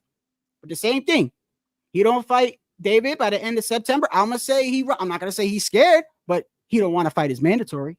Man, I'm just keeping it consistent with everybody, bro. Does easy for me to fucking do? I don't know why it's so hard with some people, bro. If they think Boots is so easy, I'm just saying, and I'm gonna say this again for all y'all saying Boots is flat-footed and Boots is a joke and all this other shit, then go whoop his ass, bro. Does PBC even have the money to pay Canelo? I think that's what's holding up a lot of things, I man. don't think they got the money to pay Canelo, man. That's what's holding up a lot of shit. There's I no don't. announcement. They don't have money. They don't even got money for Yeah. production. There's no no announcement for Tank. There's no announcement for Crawford. There's no announcement money for Canelo. Things are held up over there right now. But like they got to get an investor. Yeah, no, and at this level of the game, guys, again, certain guys that don't make the big money, right? Mandatories, belts, that means everything to them, right? It means a lot to them. That's when you see these, splits that favor the champion, blah, blah, blah. But guys that are big draws, they don't give a shit. Why do you think Tank doesn't fight for belts? He doesn't. I mean, that's what I say. I mean, it's not needed. That's why I think all serious boxing channels should totally boycott talking about Tank in any serious conversations of boxing. He's not going to fight anybody. But HOD, because listen, and look, I gotta say this. I don't like the whole buy me 2 Ferraris or whatever. I don't even know if you see. I think for some reason I've already told you my thing on the whole Devin Haney and Tank, but I'm not going to get into it again. But you can't really do that with Tank. Is a draw at the end of the day, and Tank knocks people out. The problem is, all right. So then when Jake Paulsby talked about, put him in that. He's knocking people out that I already know he's gonna knock out. That's the issue I've always had with Tank. And I'm just looking at it like this, bro. All these guys that are in the position of Boots. This is because what I don't like is people tearing down people like that are in Boots' position. The guy that's fucking waiting for the smoke. He's just waiting for somebody, bro. And then they're tearing him down. You ain't fight nobody. Oh, you couldn't even cut off the ring with Karen. Did he beat Karen? Has anybody dropped Boots? Has anybody hurt Boots? Has anybody had Boots in trouble? Oh, that's because he ain't fought nobody. Well, he's waiting for a motherfucker to come by. He's waiting for somebody to do it. That's why I keep calling these are the fuck around and find out divisions. You fuck around and find out when you fight Boots. Go ahead then. Go fuck around and find out if he's so easy, bro. That's why I don't understand this shit. They got Shadow mad. That should get me mad, bro. Because it's like, bro, he want to fight. He want to fight. It's just banter, bro. I wouldn't even let that get to you, man. Because it's just this community is fucking full of double standards, man. Full of doubles. It's been this way ever since I've been on here with fans, and that's saying a lot because I've been here since 2010. So we know what it is, man. Fans, but Crawford himself, look. He's looking for money fights now. He just made a guaranteed $10 million, but he made more on the back end because the pay-per-view did what's going on, Punch? Well, I didn't even know Punch was in here. I'm sorry. Go ahead, man. I haven't seen him in a while. Yeah, and so yeah, it's hard to talk a guy off of a guarantee like $10 million. Like I mean, I'll ask both you gentlemen straight up: if you made $10 million in your last fight, would you be looking to make anything less in your next? No, I don't. Look, this is what I don't blame. Listen, I don't blame Crawford for wanting to fight Canelo. Right now, his state. Listen, he's what? How old is he? 30. How old is he? I think he's 36. 37. Okay, 37, right? 37. Now, we all know Bud is a gym rat. He's a gym rat, and he's a young. In my opinion, he a young 37. Okay, but still, he's still 37. He's earned the right in my eyes for these big money fights. I just don't want to hear this whole, I'm willing to fight anybody. I'm not ducking nobody. I want to make legacy fights too. No. You just want a money fight. That's what you want. The same shit with Matias. I had an issue with Matias because if Matias would have just said, hey, I got something cooking in the background. And I speaking of Punch, I think Punch was saying, I think he's signing with somebody or a PBC guy or whatever. I would rather him just say, yo, if you don't want to say that you got a contract, fine, bro. Don't fucking sit here and lie to the public like there's something wrong with my hand, and then we see you playing pool, and then when Tio about to fight Ortiz, now you he a chicken. Nah, fuck that, bro. Nah, I'm calling you out for that. Like, I just don't understand what's wrong with transparency. I think social media done got this whole shit fucked up, man. Some of these guys live and die. Like, I do not believe for 1 second that Shakur is 100% retired because nobody wants to fight him. I fuck with Shakur. I think there are people that don't want to fight him. I think a lot of that shit comes from a bad performance, and he's tired of motherfuckers getting on him, bro. I honestly believe that. I saw him on a panel. I told y'all, I try to remember the panel, and the reason why I don't remember channels' names is because y'all got to understand that in my algorithm, it's nothing but boxing. It's just numerous boxing channels popping up. I don't subscribe to all of them, but sometimes if I'm on break, I see a live. Regardless, I saw him, and if y'all know the name of the channel, give him a shout out. Y'all can go subscribe. But he was on a channel, or I wasn't watching the whole live. I think if I could put it into context, I think the person held the channel, right? And then somebody like HLD was up there to the top right? I think he had another channel. I think his name was Knockout. Was it Knockout Boxing? I think. Correct me if I'm wrong. I don't know. So he's up there talking about, hey, yo, performance. I'm guessing that's what he was saying or whatever, right? Then Shakur pops up. He pops up where G Funky's at in the bottom. He's like, oh, hey, yo, what you think? I was gonna die. I don't duck, no smoke now, no duck, right? So okay, they start going back and forth. I could tell he's getting Shakur mad. And what the dude was saying, y'all know I fuck with Shakur, but I'm trying to keep it a buck, bro. Like what he was saying was telling the truth. He said, let me ask you a question. So with that performance you just had, and we all know that you fought that way because you was probably the power or whatever it was. And Shakur gonna say it was an injury or whatever, right? But regardless, we know, I believe that it had to do with power, okay, or whatever. But the guy goes, if you fought like that with him, what you think gonna happen when you fight Tank? Shakur didn't like that, bro. He was like, you don't fucking tell me how I'm gonna fight. This is what I'm saying, bro. He's so caught up in the social media. I think he's just tired of motherfuckers getting on him for that performance. But that's how boxing is, bro. People gonna keep getting on you, Shakur, until you get another good performance, bro. That's gonna follow you, bro. That was horrendous, dreadful. It was bad. Fight. Oh my god, it was bad. He should have. He should have had pulled out of the fight.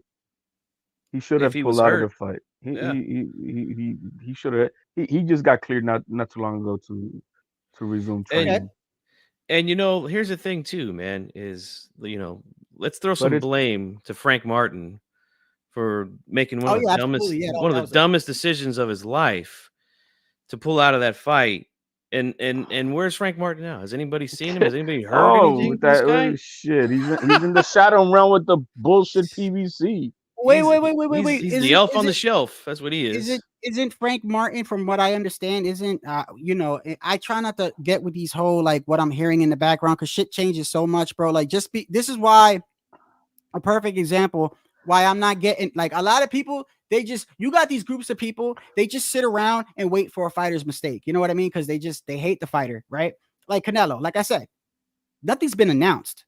So I'm not going to call him. Like, I know he hasn't fought David yet, but I'm saying if he doesn't fight him in 2 fights, I'm going to call him a duck. Or I'm not going to say he's scared, but I'm going to say he don't want to fight David. All right. The same thing I'm going to say. I'm not saying Crawford is scared. I don't think Crawford is scared of anybody. The dude is willing to go up. Yes, for money. He's willing to go up and fight Canelo, who's a very dangerous power puncher who could very likely knock him out. Okay. And yes, it's for the money. And yes, I do not see Crawford running. I think Crawford will try to stand his ground. Now, what happens after that is what happens after that. I'm not going to say that he's scared of Boots, but at the end, he don't want to fight Boots. That's just the fucking truth. If Canelo doesn't fight him in September, he don't want to fight David. I'm not saying he's scared. But with Frank Martin, I hear all this, like, I try just the same way that they didn't announce anything with Canelo, but I'm hearing all this shit like that's who they're trying to get the fight. I don't see Crawford fighting any young fighter who's in their prime, period.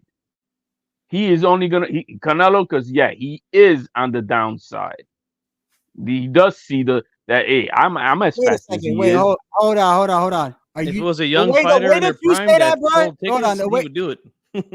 The way that you say that, bro, because listen, once again, bro, the last time you said, I've never seen gloves exploded, motherfucker, I had to clearly say, I'm not saying Crawford cheated. I'm not saying Crawford is scared, but what you just said right now, you trying to, that sounded like you're saying Crawford's scared.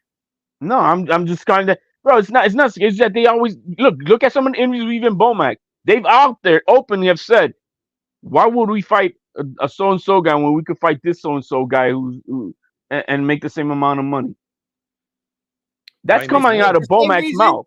The same reason Leonard Ellerby, when they asked him when Josh Taylor was undisputed, and they said, yo, why don't Tank fight him? And he said, he brings nothing to the table. The same fucking reason. Yeah. He doesn't bring an L with him. I'm not looking at it like that. I'm like, no, he undisputed. What you mean? He bring nothing. He bring another. Yeah, he bring but 4 belts to the table. Crawford is not fighting anybody under 30. Let me tell you that. I ain't gonna go that far, but I will say this. When's the last time he fought anybody under 30?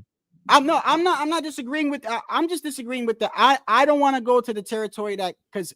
All right, you're not saying this is HLD saying it.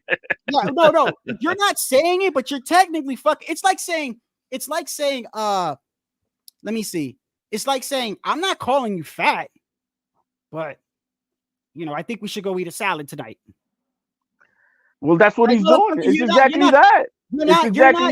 You're not saying he's scared, but you're technically. That's what I'm getting out of it, bro. It's a high risk. It's a high risk, low reward. I don't think he's scared of anybody. I just think he wants. It's the business side, high risk, low reward. It's very high risk for Boots. It's high risk, low reward for Boots. I don't think he's ever gonna fight Boots. He ain't gonna fight anybody under 30 who's in their prime. Okay.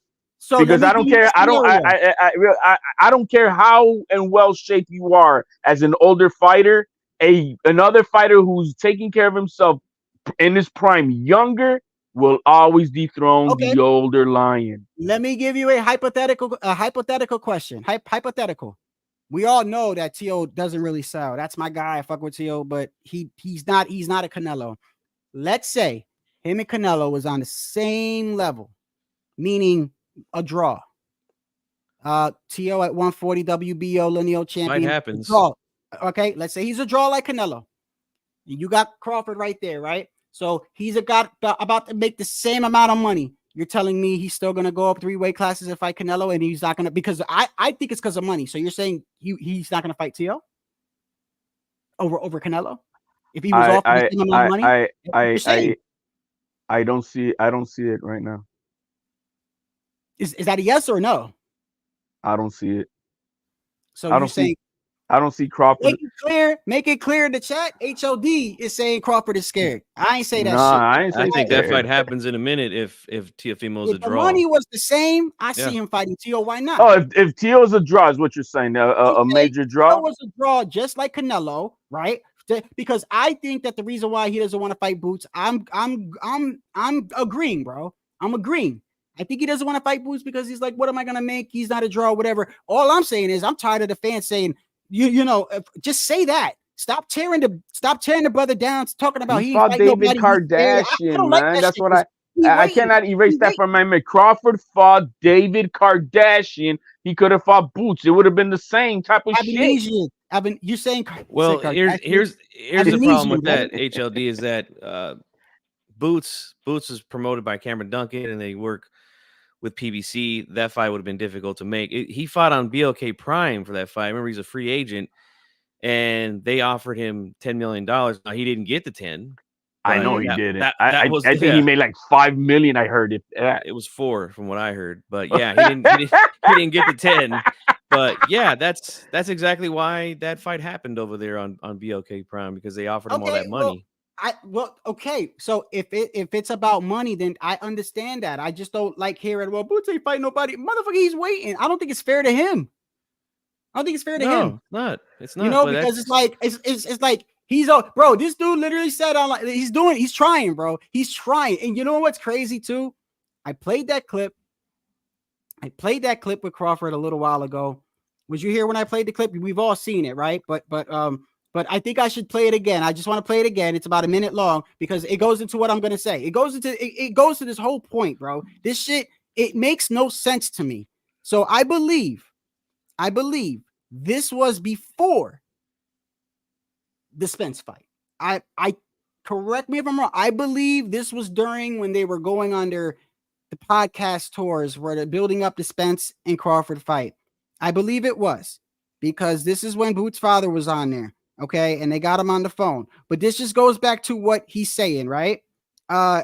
This is what I don't understand. Why these guys trying to tear down Boots, right? So you're hearing it out of his own mouth. Listen close. We've been asked to fight you a long time ago. But what I'm saying is, why did y'all leave? So they been asked for the smoke, though, T. They know, because I training. For all the top guys, because we was ranked right up there. So you could have picked us. You ain't had to pick Amnesia or Lotion or whatever. See, you don't even know his name. He went down Mexico. Yeah, Boozy, send that shot at him, Boozy. Send that little shot at him. But, we wanted to fight y'all a long time ago. When? Why? If y'all want to fight me a long time ago, why I'm just now hearing about this? You remember when you came to Boo's fight, and my man came with you to it. That's the fight he want to see. He said that's the fight in the future he want to see. He didn't say y'all was calling me out. He said it right. Listen, and then I said, yeah, that's the fight we want. You was right there. Yeah, in the future. But y'all didn't say we want you right now. Y'all could have easily, I'm right in front of y'all. Y'all could have easily said, hey, we want to fight you next, nigga. Guess what? We gonna beat your ass. Huh? You probably wouldn't even took the fight right then at that time. Probably not. I had bigger fish to fry on the table. That's real. I probably would if you would have touched my pride. Guys, let me ask you this. Yeah, hold on. I got before I forget. I'm sorry. This is what I'm going back to, right? So you just said that if you would have touched the pride, right? Or if you touch his pride, he'll fight you, right? Okay. I'm sorry, but I think I'm hearing. Am I the only one hearing Tio touching his pride out here when Tio say, "Yo, I'm coming for you next," and all your wins came from handy? I don't agree with Tio, but handicap losses. This is what I'm saying, though. I don't want to hear that. Oh well, he's all about legacy and all this other. I mean, bro, to me, Tio is right there. He's right there. Now, I'm saying if he didn't have the Canelo fight, I don't even know because it's not even announced. Y'all just said it yourself that Amazon Prime, right? Y'all just said it yourself. It makes sense because I haven't even heard them announce Tank, right? They haven't even announced Tank, right? So if they haven't even announced Tank is on an ankle bracelet, probably. That Canelo fight isn't even in the guarantee, bro. But Tio over there with Top Rank, and I probably don't want to deal with Top Rank and Bob, but still, the fact of the matter is that it's still an easier fight, and he's touching your pride. This is just the shit I'm just going back. You heard him say right then and there when Bozy said, you probably wouldn't have fought us right then. What'd he say? Yeah, you right. I have other bigger fish to fry. So he's openly saying he wouldn't have fought him, bro. Like, this is what I'm saying. Like, bro, I just think that Boots gets a little bit unfair treatment, bro. Yes, he's 30 plus fights. Yes, I want to see him tested. Yes, let me ask he had you a problem this, cutting off the ring with Karen. Okay. Well, send Let me him ask you this, Shadow. Let me ask you this, though.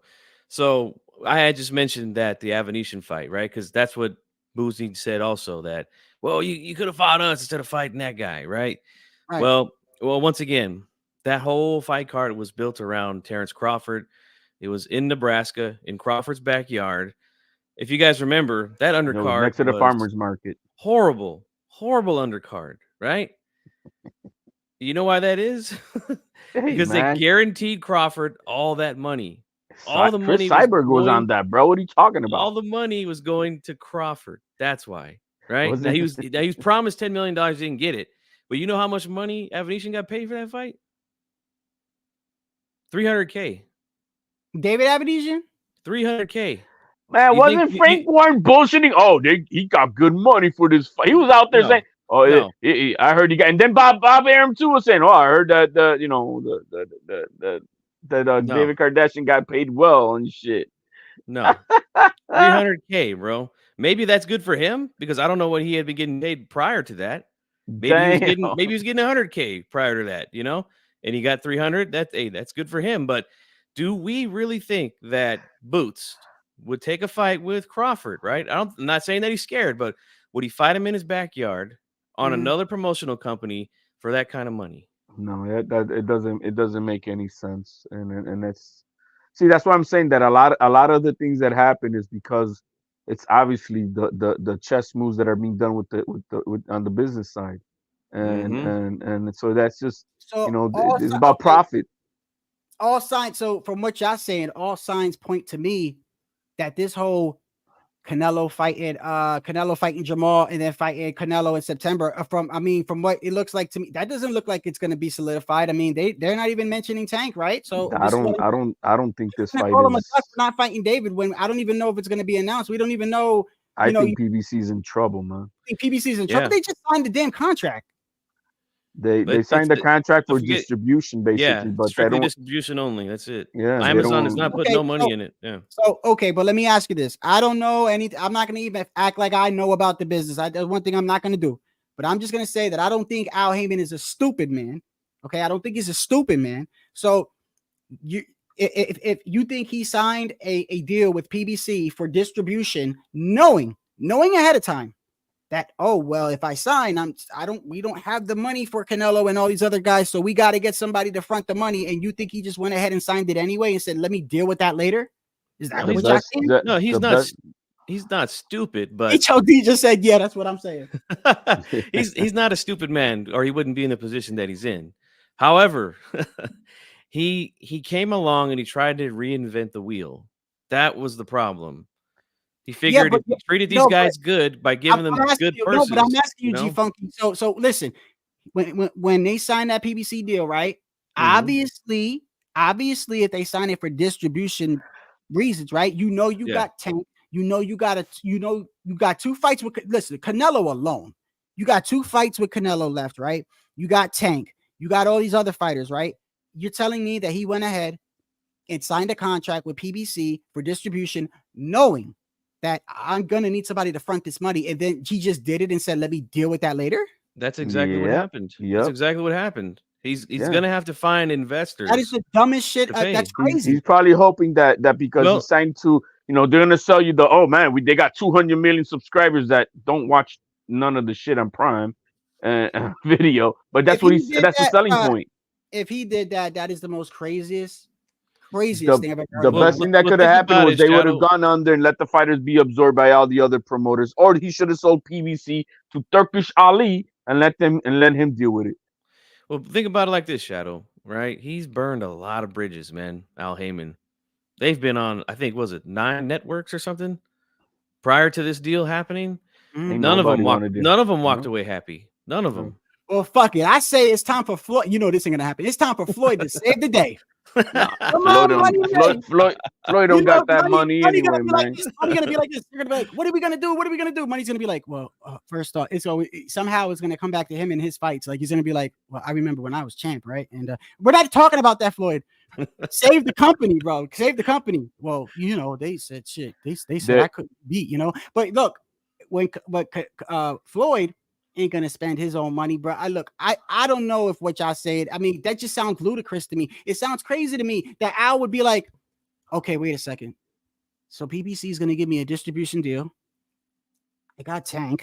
Shit, I got 2 fights with Canelo. That's fucking crazy in itself. Well, that's your. I don't have your nobody. bait. Let me sign this now and just put Keith Thurman on the card, and I'll pay for that. I'll take my money. I'll pay for Keith Thurman and all this other shit, and I'll pay for that first pay-per-view. Hopefully by then that'll buy me enough time to get an investor. Is that what y'all saying? That's the bait right there. Shadow is if you're looking for an investor, right? I pray y'all wrong, bro. No, but just listen, right?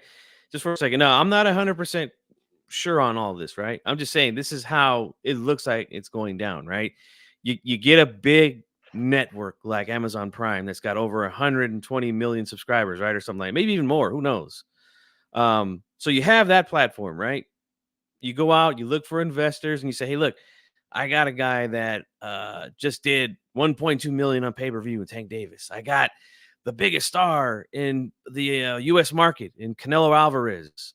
I got Terrence Crawford, one of the best fighters pound for pound in the world. They're all fighting under my banner, I forgot Terrence. Oh my God. You could use all that to try to find investors to invest in these shows to front that bill. But you just said just said out your own mouth. He burned all these bridges. No, with networks. With networks, he did. But if you could find someone, if you could find somebody, yeah. Okay. Yeah. You're saying find a network that's going to actually front these. Okay. So no, find an investor. No, just an investor. Yeah. But you just said Al Heyman burned all these bridges, though. On networks, yes. On like networks. Spike TV, CBS. Listen, I don't care if you burned a bridge on Mars. You still burned a bridge, whether it's Fox, NBC. Well, that's what G Funk is trying to explain. That all the networks that were used to be able to front money, well, those guys are not going to give them one damn cent. Just like Amazon when they signed them up. All right, we'll be distribution, but we're not going to give you a damn penny because we've seen the shit you do. If what y'all saying is true, I pray that means PBC is in bad shape because you got to think about it, bro. They have Canelo, and I forgot Crawford. Crawford wants to get money now too. Like Al Heyman is doing what Don King did to make the George Foreman fight with Ali. He didn't have the money. He sold them the promise. Oh yeah, I'll give you this much, $5 million for you, $5 million for you, guaranteed. And then by selling the fight, then he was able to make the money to pay them. But if hey, I don't care where we see the fights, but you know what people are gonna say, right? Don't sell it to Sheik because then the fights won't be in America. I don't give a fuck where the fights are at. Bro. I don't care either. I don't care where they at. That's the dumbest thing. TV. Yeah, that's just crybaby bullshit, man. I don't care where the fights are. Although I'll be honest, and because I'm on the West Coast and you guys are on the East Coast. Yeah, man, watching these main events at like 2 p.m. I don't have the same buzz as I do like 8 p.m. But that's just a personal thing. I'm still gonna watch it anyway, regardless. But yeah, that's just crybaby. If I gotta watch a fight like Tank and Devin at 2 p.m., so be it, bro. Yeah, so I'll watch it. I mean, dude, it's gotta be. I don't care if it's in Dubai or whatever. I don't care, bro. Yeah, it could be in North Korea. I don't care. If he can find someone to front the money, right, to give these guys, because again, Tank, Crawford, and Canelo, they all get guaranteed purses. He's got to find someone to front that money, and then hopefully they make a good return. But the matchups have got to be good. You know, that's the thing. Wait a second. This pay-per-view with Keith Thurman and everything, I keep hearing Floyd's name and Manny Pacquiao's name as the promotions. Well, Pacquiao promotes Isaac Cruz. Yeah. So that's why he's probably getting brought up. I don't know. I haven't heard anything about Floyd. I don't know what he has to do with it, but yeah, PBC, anything with Al Heyman is Floyd, bro. Yeah, well, yeah, I guess it's the same. He said it out his own mouth. Yeah, he said it out his own mouth. Yeah, but he's not much of a promoter himself. I mean, what the hell has Mayweather Promotions done since he's retired? Nothing. Bro, the only thing that stuck with me is when he came out and said, "Why are we gonna make another promoter rich? We got a lot of fighters right here." That's when I was like, "Tank." Yeah. That's why their ego. Like, nobody. Tank ain't nobody, their ego is gonna be the ultimate downfall. Unless they see another fighter from another platform that they think can bring them some money, right? Like, again, this is the funny thing. I see a lot of Haney fans and Tank fans try to discredit Ryan's drawing power, right? Oh, it's only one fight, and then look, he didn't even fight on pay-per-view his next fight, right? But because they realize the guy does have a lot of fans that are willing to pay money to actually see him fight. Not only did they make the fight, it was a cross promotion, but you also had an option to buy the fight on DAZN, not just PBC. So it's got to be somebody with some like. And look, I'm sorry, Haney's not that guy yet. For all you Haneyacks out there, he's just not that guy yet. And I'm not saying that I don't want to see that fight. I would love to see that fight. But he gets paid a lot of money, and he does not bring a lot of fans to the dance. That's just the reality, man. Well, I mean, until he does, the fight won't happen. The proof is in the pudding. I mean, and all the bullshit lies because he got 1.5 guaranteed for that pro grade fight. They made they sold 35,000. I still can't believe. Are those numbers real? The ones that they said with the pro grade? Yeah, 35,000. I heard it was 50. HLD could be right. You know, we don't really know for sure, but we know it didn't do well. Listen, I think Bob Arum, who's connected, threw that number out. From the shit I'm hearing, Misfits Boxing, those YouTubers are making more than what the Boo Boo fight. Yeah, and they made on the gate. I think the gate made like 1.4 or 1.7 million. They sold 13,000 tickets, which is great. That's fantastic. But there were a lot of giving away tickets. Like they only made like 1.4 or 1.7 million. Yeah, and that's again because the fight was in San Francisco, and no disrespect to San Francisco. I love San Francisco. I go there all the time because it's only 90 minutes from where I live. Beautiful you still city. Go there? I haven't gone in a while. But it's a beautiful city, man. It's yeah. We'll leave it at that. But the point is that selling tickets in San Francisco is a lot different than selling tickets in Las Vegas, or New York or Los Angeles. Hey, it's that's why just a what different Tio market. said today was kind of. He said that they're just they're almost sold out at 12,000. That's great. We need buildings to be I packed. We wonder if need that. I these mean, guys I to sell hope it's tickets. true, man. I mean, because I that want for a nothing for the Thursday. Tio, bro. I think Tio is good for boxing, bro. I think Tio is good for I boxing. think honestly, if you said 12,000 HLD, that's a sellout because that arena there in the Mandalay Bay, I think that's around capacity, if I'm not mistaken. Well, that's what Tio said today. He said that they got a couple days left and they're almost sold out at 12,000. Yeah. I'm like, And damn. I know the MGM because I've been there before. The capacity Mm-hmm. there is like 14,000. These aren't big stadiums in Vegas. Not like the where the Raiders play. That's a stadium. This is an arena, but they're not giant places. Every seat is good there. Super Bowl weekend too. I keep forgetting that. It's Super That's Bowl right. weekend. That's right. Yeah. So, and the flip side to that, right? Where's the fight at? Mandalay Bay at the Michelob Arena. Where's that at though? Where? Las Vegas. Vegas. Where is the Super Bowl being played at? It's in Vegas. It's in Vegas. That's he's why right up, he's like next door to the stadium. Right. Okay. So the people that because people that go for the Super Bowl, you got to understand they bought these tickets way in advance. Some of them are actually going to buy them when they're there, but this shit's going to be skyrocket. But some of these people have bought this shit in advance and they get there a week early. So maybe that's maybe that helps because it's like, okay, what are we doing on Thursday? Hey, there's a fight. Fighting. Yeah, it's good marketing. And look, I'm all for it, man. Like back in the day, like when my grandfather was still alive and he was around my age, fights are always on during the week. I know here for a fact in my city that before there was like a Ticketmaster or anything like that. Some of you listening might be a little too young to even know what Ticketmaster is, but because there was no Ticketmaster back in those days, promoters like Don Chargan would go to like restaurants and bars and things like that and give them blocks of tickets and say, hey, promote my fight, sell tickets here. And, we'll make sure that we don't have our events on your guys' big nights, which is like a Friday, a Saturday, which is where we typically see fights today. Like they worked it out that way. So fights are always during the week. Bro, I remember being a kid because my whole family's been my whole family's been just boxing, bro, especially in the Bronx. It's just boxing. So I remember being a kid, bro, a little ass kid and watching.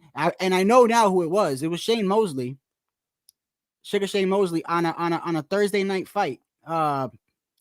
Thursday night or Friday night fights. He was just coming up. You know what I mean? Yeah. And I remember some of the names that were on there. We got some good names on there, man, that end up being legends, bro. I remember when they were doing those Thursday and Friday night fights and stuff like that. I used to like those, man, because obviously they were free. I loved it. Yeah, I love Friday night fights. They were free, and a lot. You know what I think was great that Showtime used to do, bro. The Showbox, the young generation. Fantastic. Yeah. Fantastic, bro. That shit is so slept on because they're putting these a lot of times undefeated prospects against another undefeated prospect. It's usually their first test. And if it's a good match, they'll bring them back. It's one of those shows where, like you said, they'll get the prospects, put them up against another prospect, and then now they're right there, contender status, getting ready to make that move to. Yeah, I love. You can push this kid to become a contender for a world title in that division, and they fight hard, man. I covered a Showbox card last year. It was fantastic. Hey, man, I miss. Listen, I missed HBO, but Showtime, bro. Like Showtime, bro. With all the fuckery, minus all the fuckery, like I still miss it. Like all those, like the behind the scenes when the fight, just like the blood, sweat, and tears that ESPN has, but Showtime would have it for their fights, and them shits was like movies, bro. Them shits was like documentaries. I remember that's why boxing. The one with Jermell versus the one that was classic to me was Jermell Charlo versus Tony Harrison 2. And I remember the background for that. And I was like, damn, this shit is like shit remind me of like when Floyd came out with the behind the 20. Remember when Floyd used to go on the 24/7? documentaries? He was jogging down the street, Yeah. looking like Rocky and shit, like 100 motherfuckers jogging with Floyd. Like, yo, those were the days, bro. Like Yeah, that shit. well, boxing is. I wish it would have been the other way around. PBC would have gone away, and Showtime would have stayed around because their production was top notch.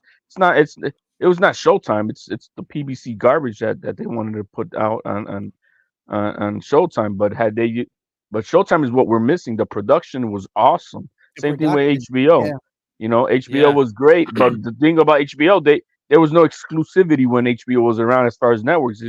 All the promoters would come and have their fights on HBO. If I'm not mistaken, that's how it was. There was not like no exclusivity, but then Showtime went into you're the right. exclusivity, and here we go now with the bullshit that we got. But we missed the Showtime production. Right now, the best production is between the Zone and who else is as I mean, I don't Blood, think, Sweat, and Tears, ESPN. I like that. The Blood, Sweat, and Tears. But you know what I don't like about that? They're too short. They're too short. they're not top notch 13 production minutes, though. they're like 13 minutes, 20 minutes. I mean, they did pretty good with the is Big Bang Zang with ESPN? No, Anyone know? he's Big with Bang Matchroom. Zang? He's with Matchroom, I believe. Or no, I'm sorry, he's with Queensberry. My mistake. That's Frank Warren's promotion in the UK.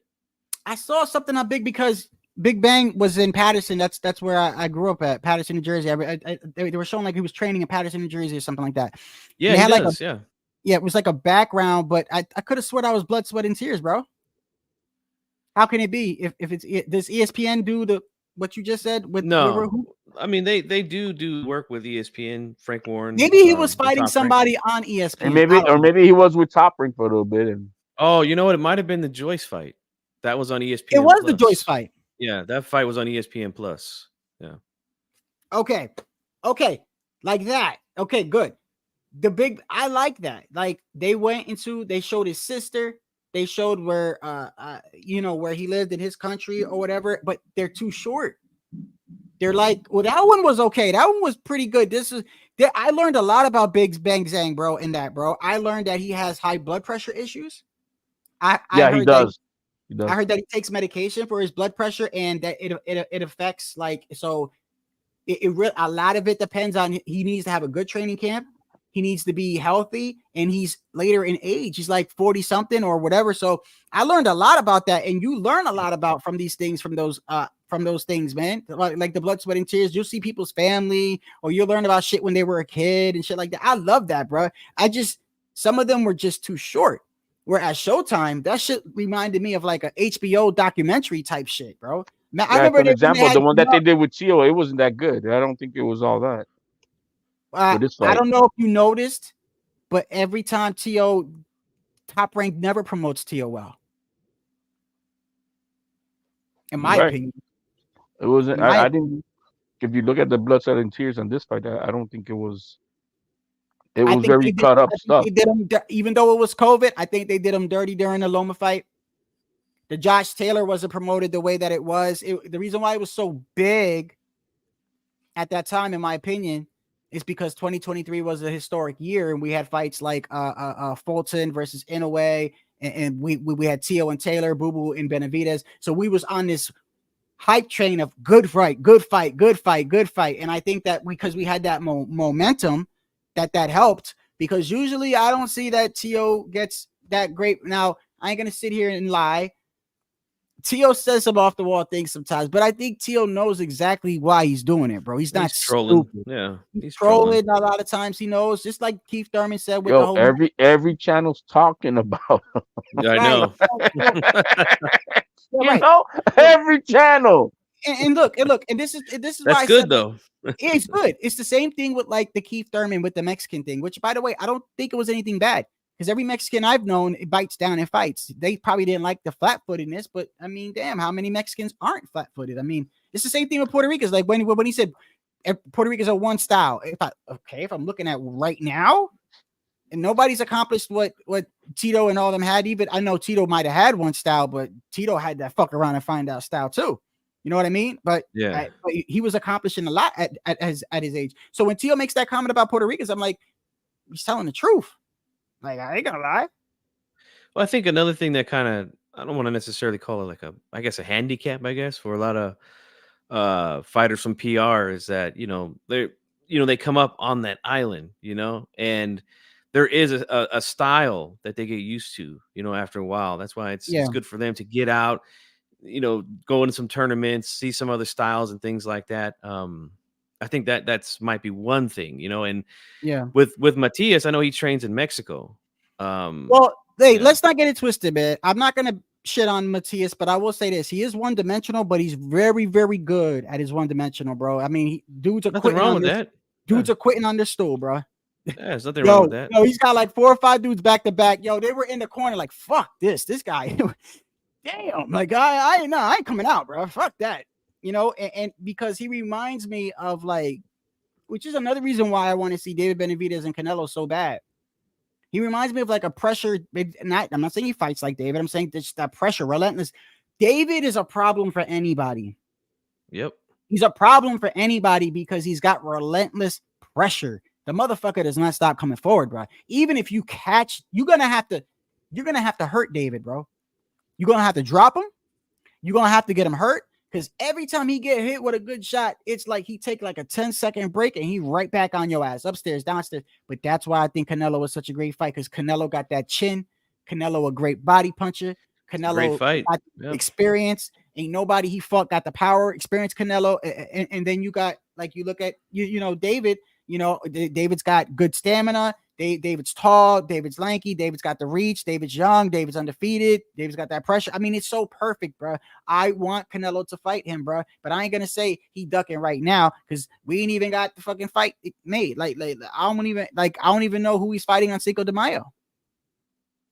Yeah. I hope he's not fighting Charlo, man. I really don't.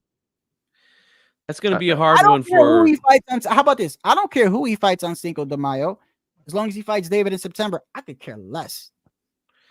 It's a tough situation because there's a lot of Canelo fans out there that were making fun of Charlo's absence from boxing those couple of years, and he was going through his marital problems and dealing with addiction and stuff like that. And then now Canelo is going to fight him next. Like, it's going to be kind of hard for them to justify that after you made fun of him for so long, but it is what it is, Made fun of him. They don't put the narrative that he don't ran from him and Canelo's scared of him and Boo Boo and all this other stuff. This is how I look at it, bro. Like, okay, listen.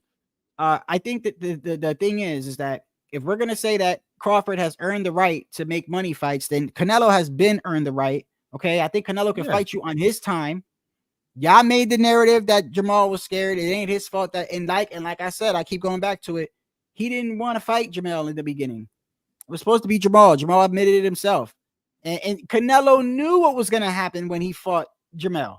He knew they were going to say, picking on a little guy. Why do you think he said that when they brought Crawford to him, when they asked him about Crawford? After he beat Jamel, did y'all remember that little interview that Canelo did? I forgot who it was. And they were like, well, what about Crawford? He's like, no. He's like, they're going to say the same thing. They're going to say the same thing when I do to him what I did to Jamel. They're going to say the same thing.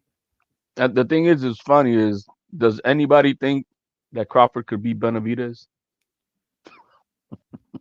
I don't think so. I don't think so, bro. He gets knocked the fuck out. Yeah, does anybody think that Crawford could beat David Morrell? Nope. Does anybody think? No, but styles make fights. No, they're too big, bro. They're too big. They're too big. Canelo, height-wise, it's more realistic for Crawford, bro. Yeah, I think he's actually got a longer reach than Canelo too, and I think they're around the same height. Canelo, so I still think it's crazy. I still think why not fight Tio? But I mean, what the fuck do I know? I still think that it's an easier fight to fight Tio. Tio done moved up 2 weight classes. He's calling your name out. You said that you take disrespect lightly. Well, he said you beat everybody handicap. I'm sorry. I think that's a little bit disrespectful. But okay, fine. You want to fight Canelo? Fine. That's 3 weight classes, but I will say this, because HOD, you're saying, what about him versus David Morrell? What about him versus? That's different, bro, because them dudes is huge. Dudes are fucking big huge. guys, man. Yeah. They big as hell. That's why they're gonna be. That's why they give. And that's why I say that if Porter had Crawford losing up to the point where before they threw in that bullshit towel, and we see Mean Machine drop Crawford. Oh, you can't just skip over that. You can't just skip. Did you just wait? Say that again. When they threw in the bullshit towel. What was so bullshit about it? Oh, come on, man. He put his entire money to lose that fight by KO in that round, bro. HOD, you know, and I know. Okay, you're gonna say you don't know, and I guess technically we don't know, but I'm telling you right now, Crawford was gonna inflict pain on Porter if that shit kept going, bro. He was just listen, that's one thing about Crawford, bro. Let me tell you, bro. Crawford got that dog in him. You know it, I know it. When he's one of those fighters, it reminds me of like Tito almost. Like you hurt him or you get him mad, it's like, okay, now I'm turning that switch on.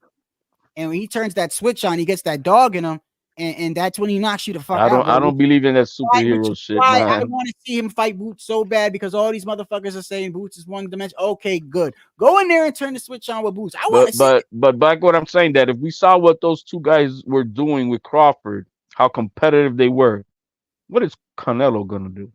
Yeah, but I don't think it was going to be too much competitive if he would have went too much longer with you're saying that you think that if the towel didn't get thrown in, Porter still was going to come back. I think that was the beginning of the end, bro. And I think his father knew it. No. I think that was one of the weakest stoppages ever. You don't like Crawford, do you? You think he cheated with the gloves? You think he won't fight nobody young? You just say it, HLD. I want to see him fight some prime motherfucker. I want to see that with no fuckery, just like right now he's doing this fuckery. Like, dude, decide you're gonna go to 154, drop the belts, go to 154, let's play. It's fuckery, but he's a bad dude though. At the same time, like, no, I'm not saying he's not a bad dude. It's easy for me to do, man. He's not a bad dude, man. As long as he's fighting everybody above 31 years old, he's a bad man.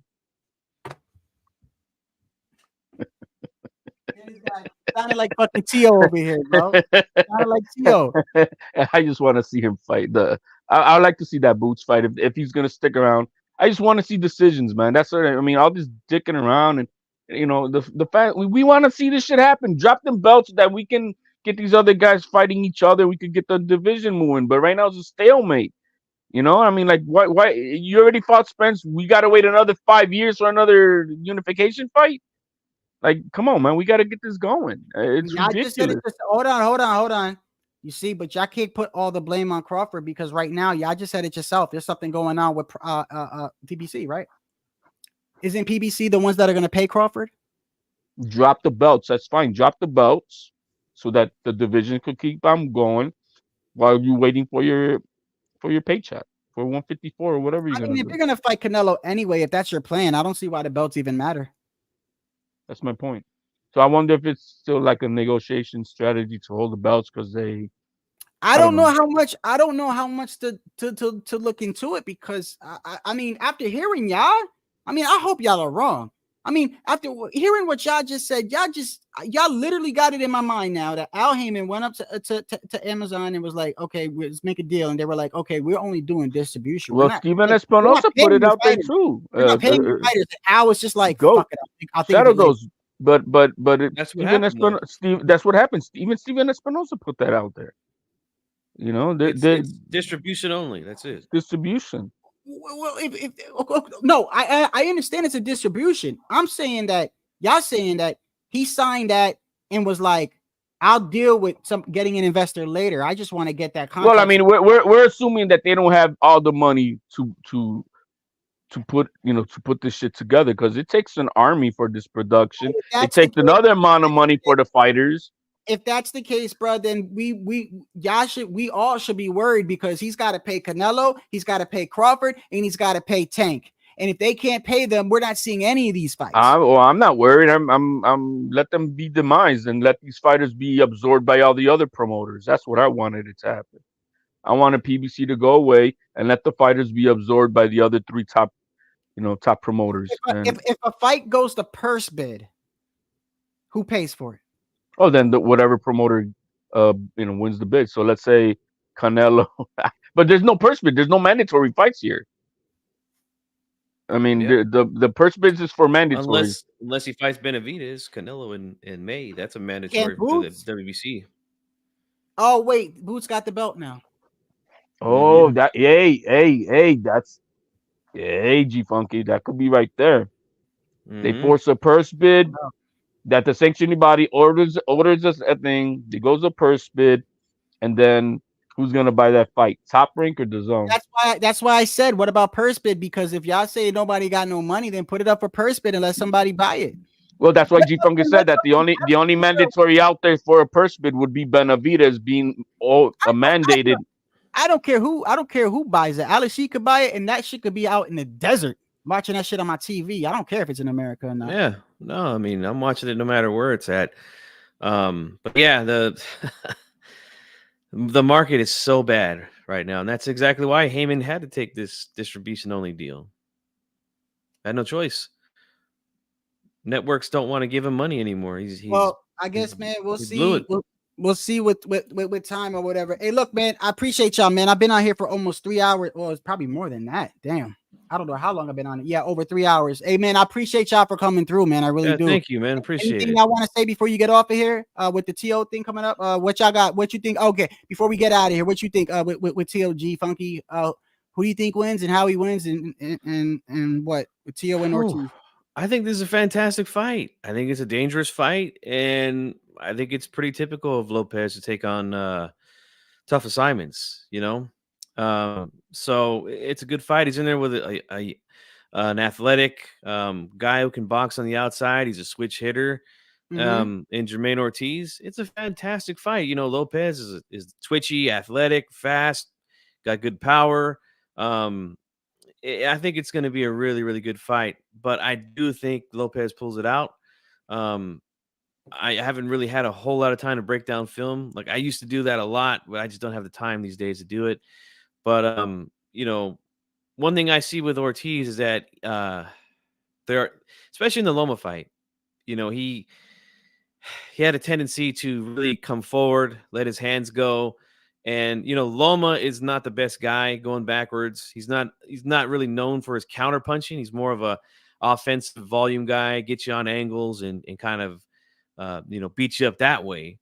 So I think if he gets a little excited in there and he starts to come forward, yeah, he's gonna walk right into some shots from Lopez and could get hurt. I know he was hurt in his last fight. So we'll see how he adjusts to 140 pounds, man. But I think Lopez gets it done, man. But it's gonna be a good fight. Okay, what about you, HLD? I already know you got Teal, right? Of course. Well, I got Teal. I got Teal. I got Teal by stoppage, late rounds, maybe mid to late rounds, minus exploding gloves.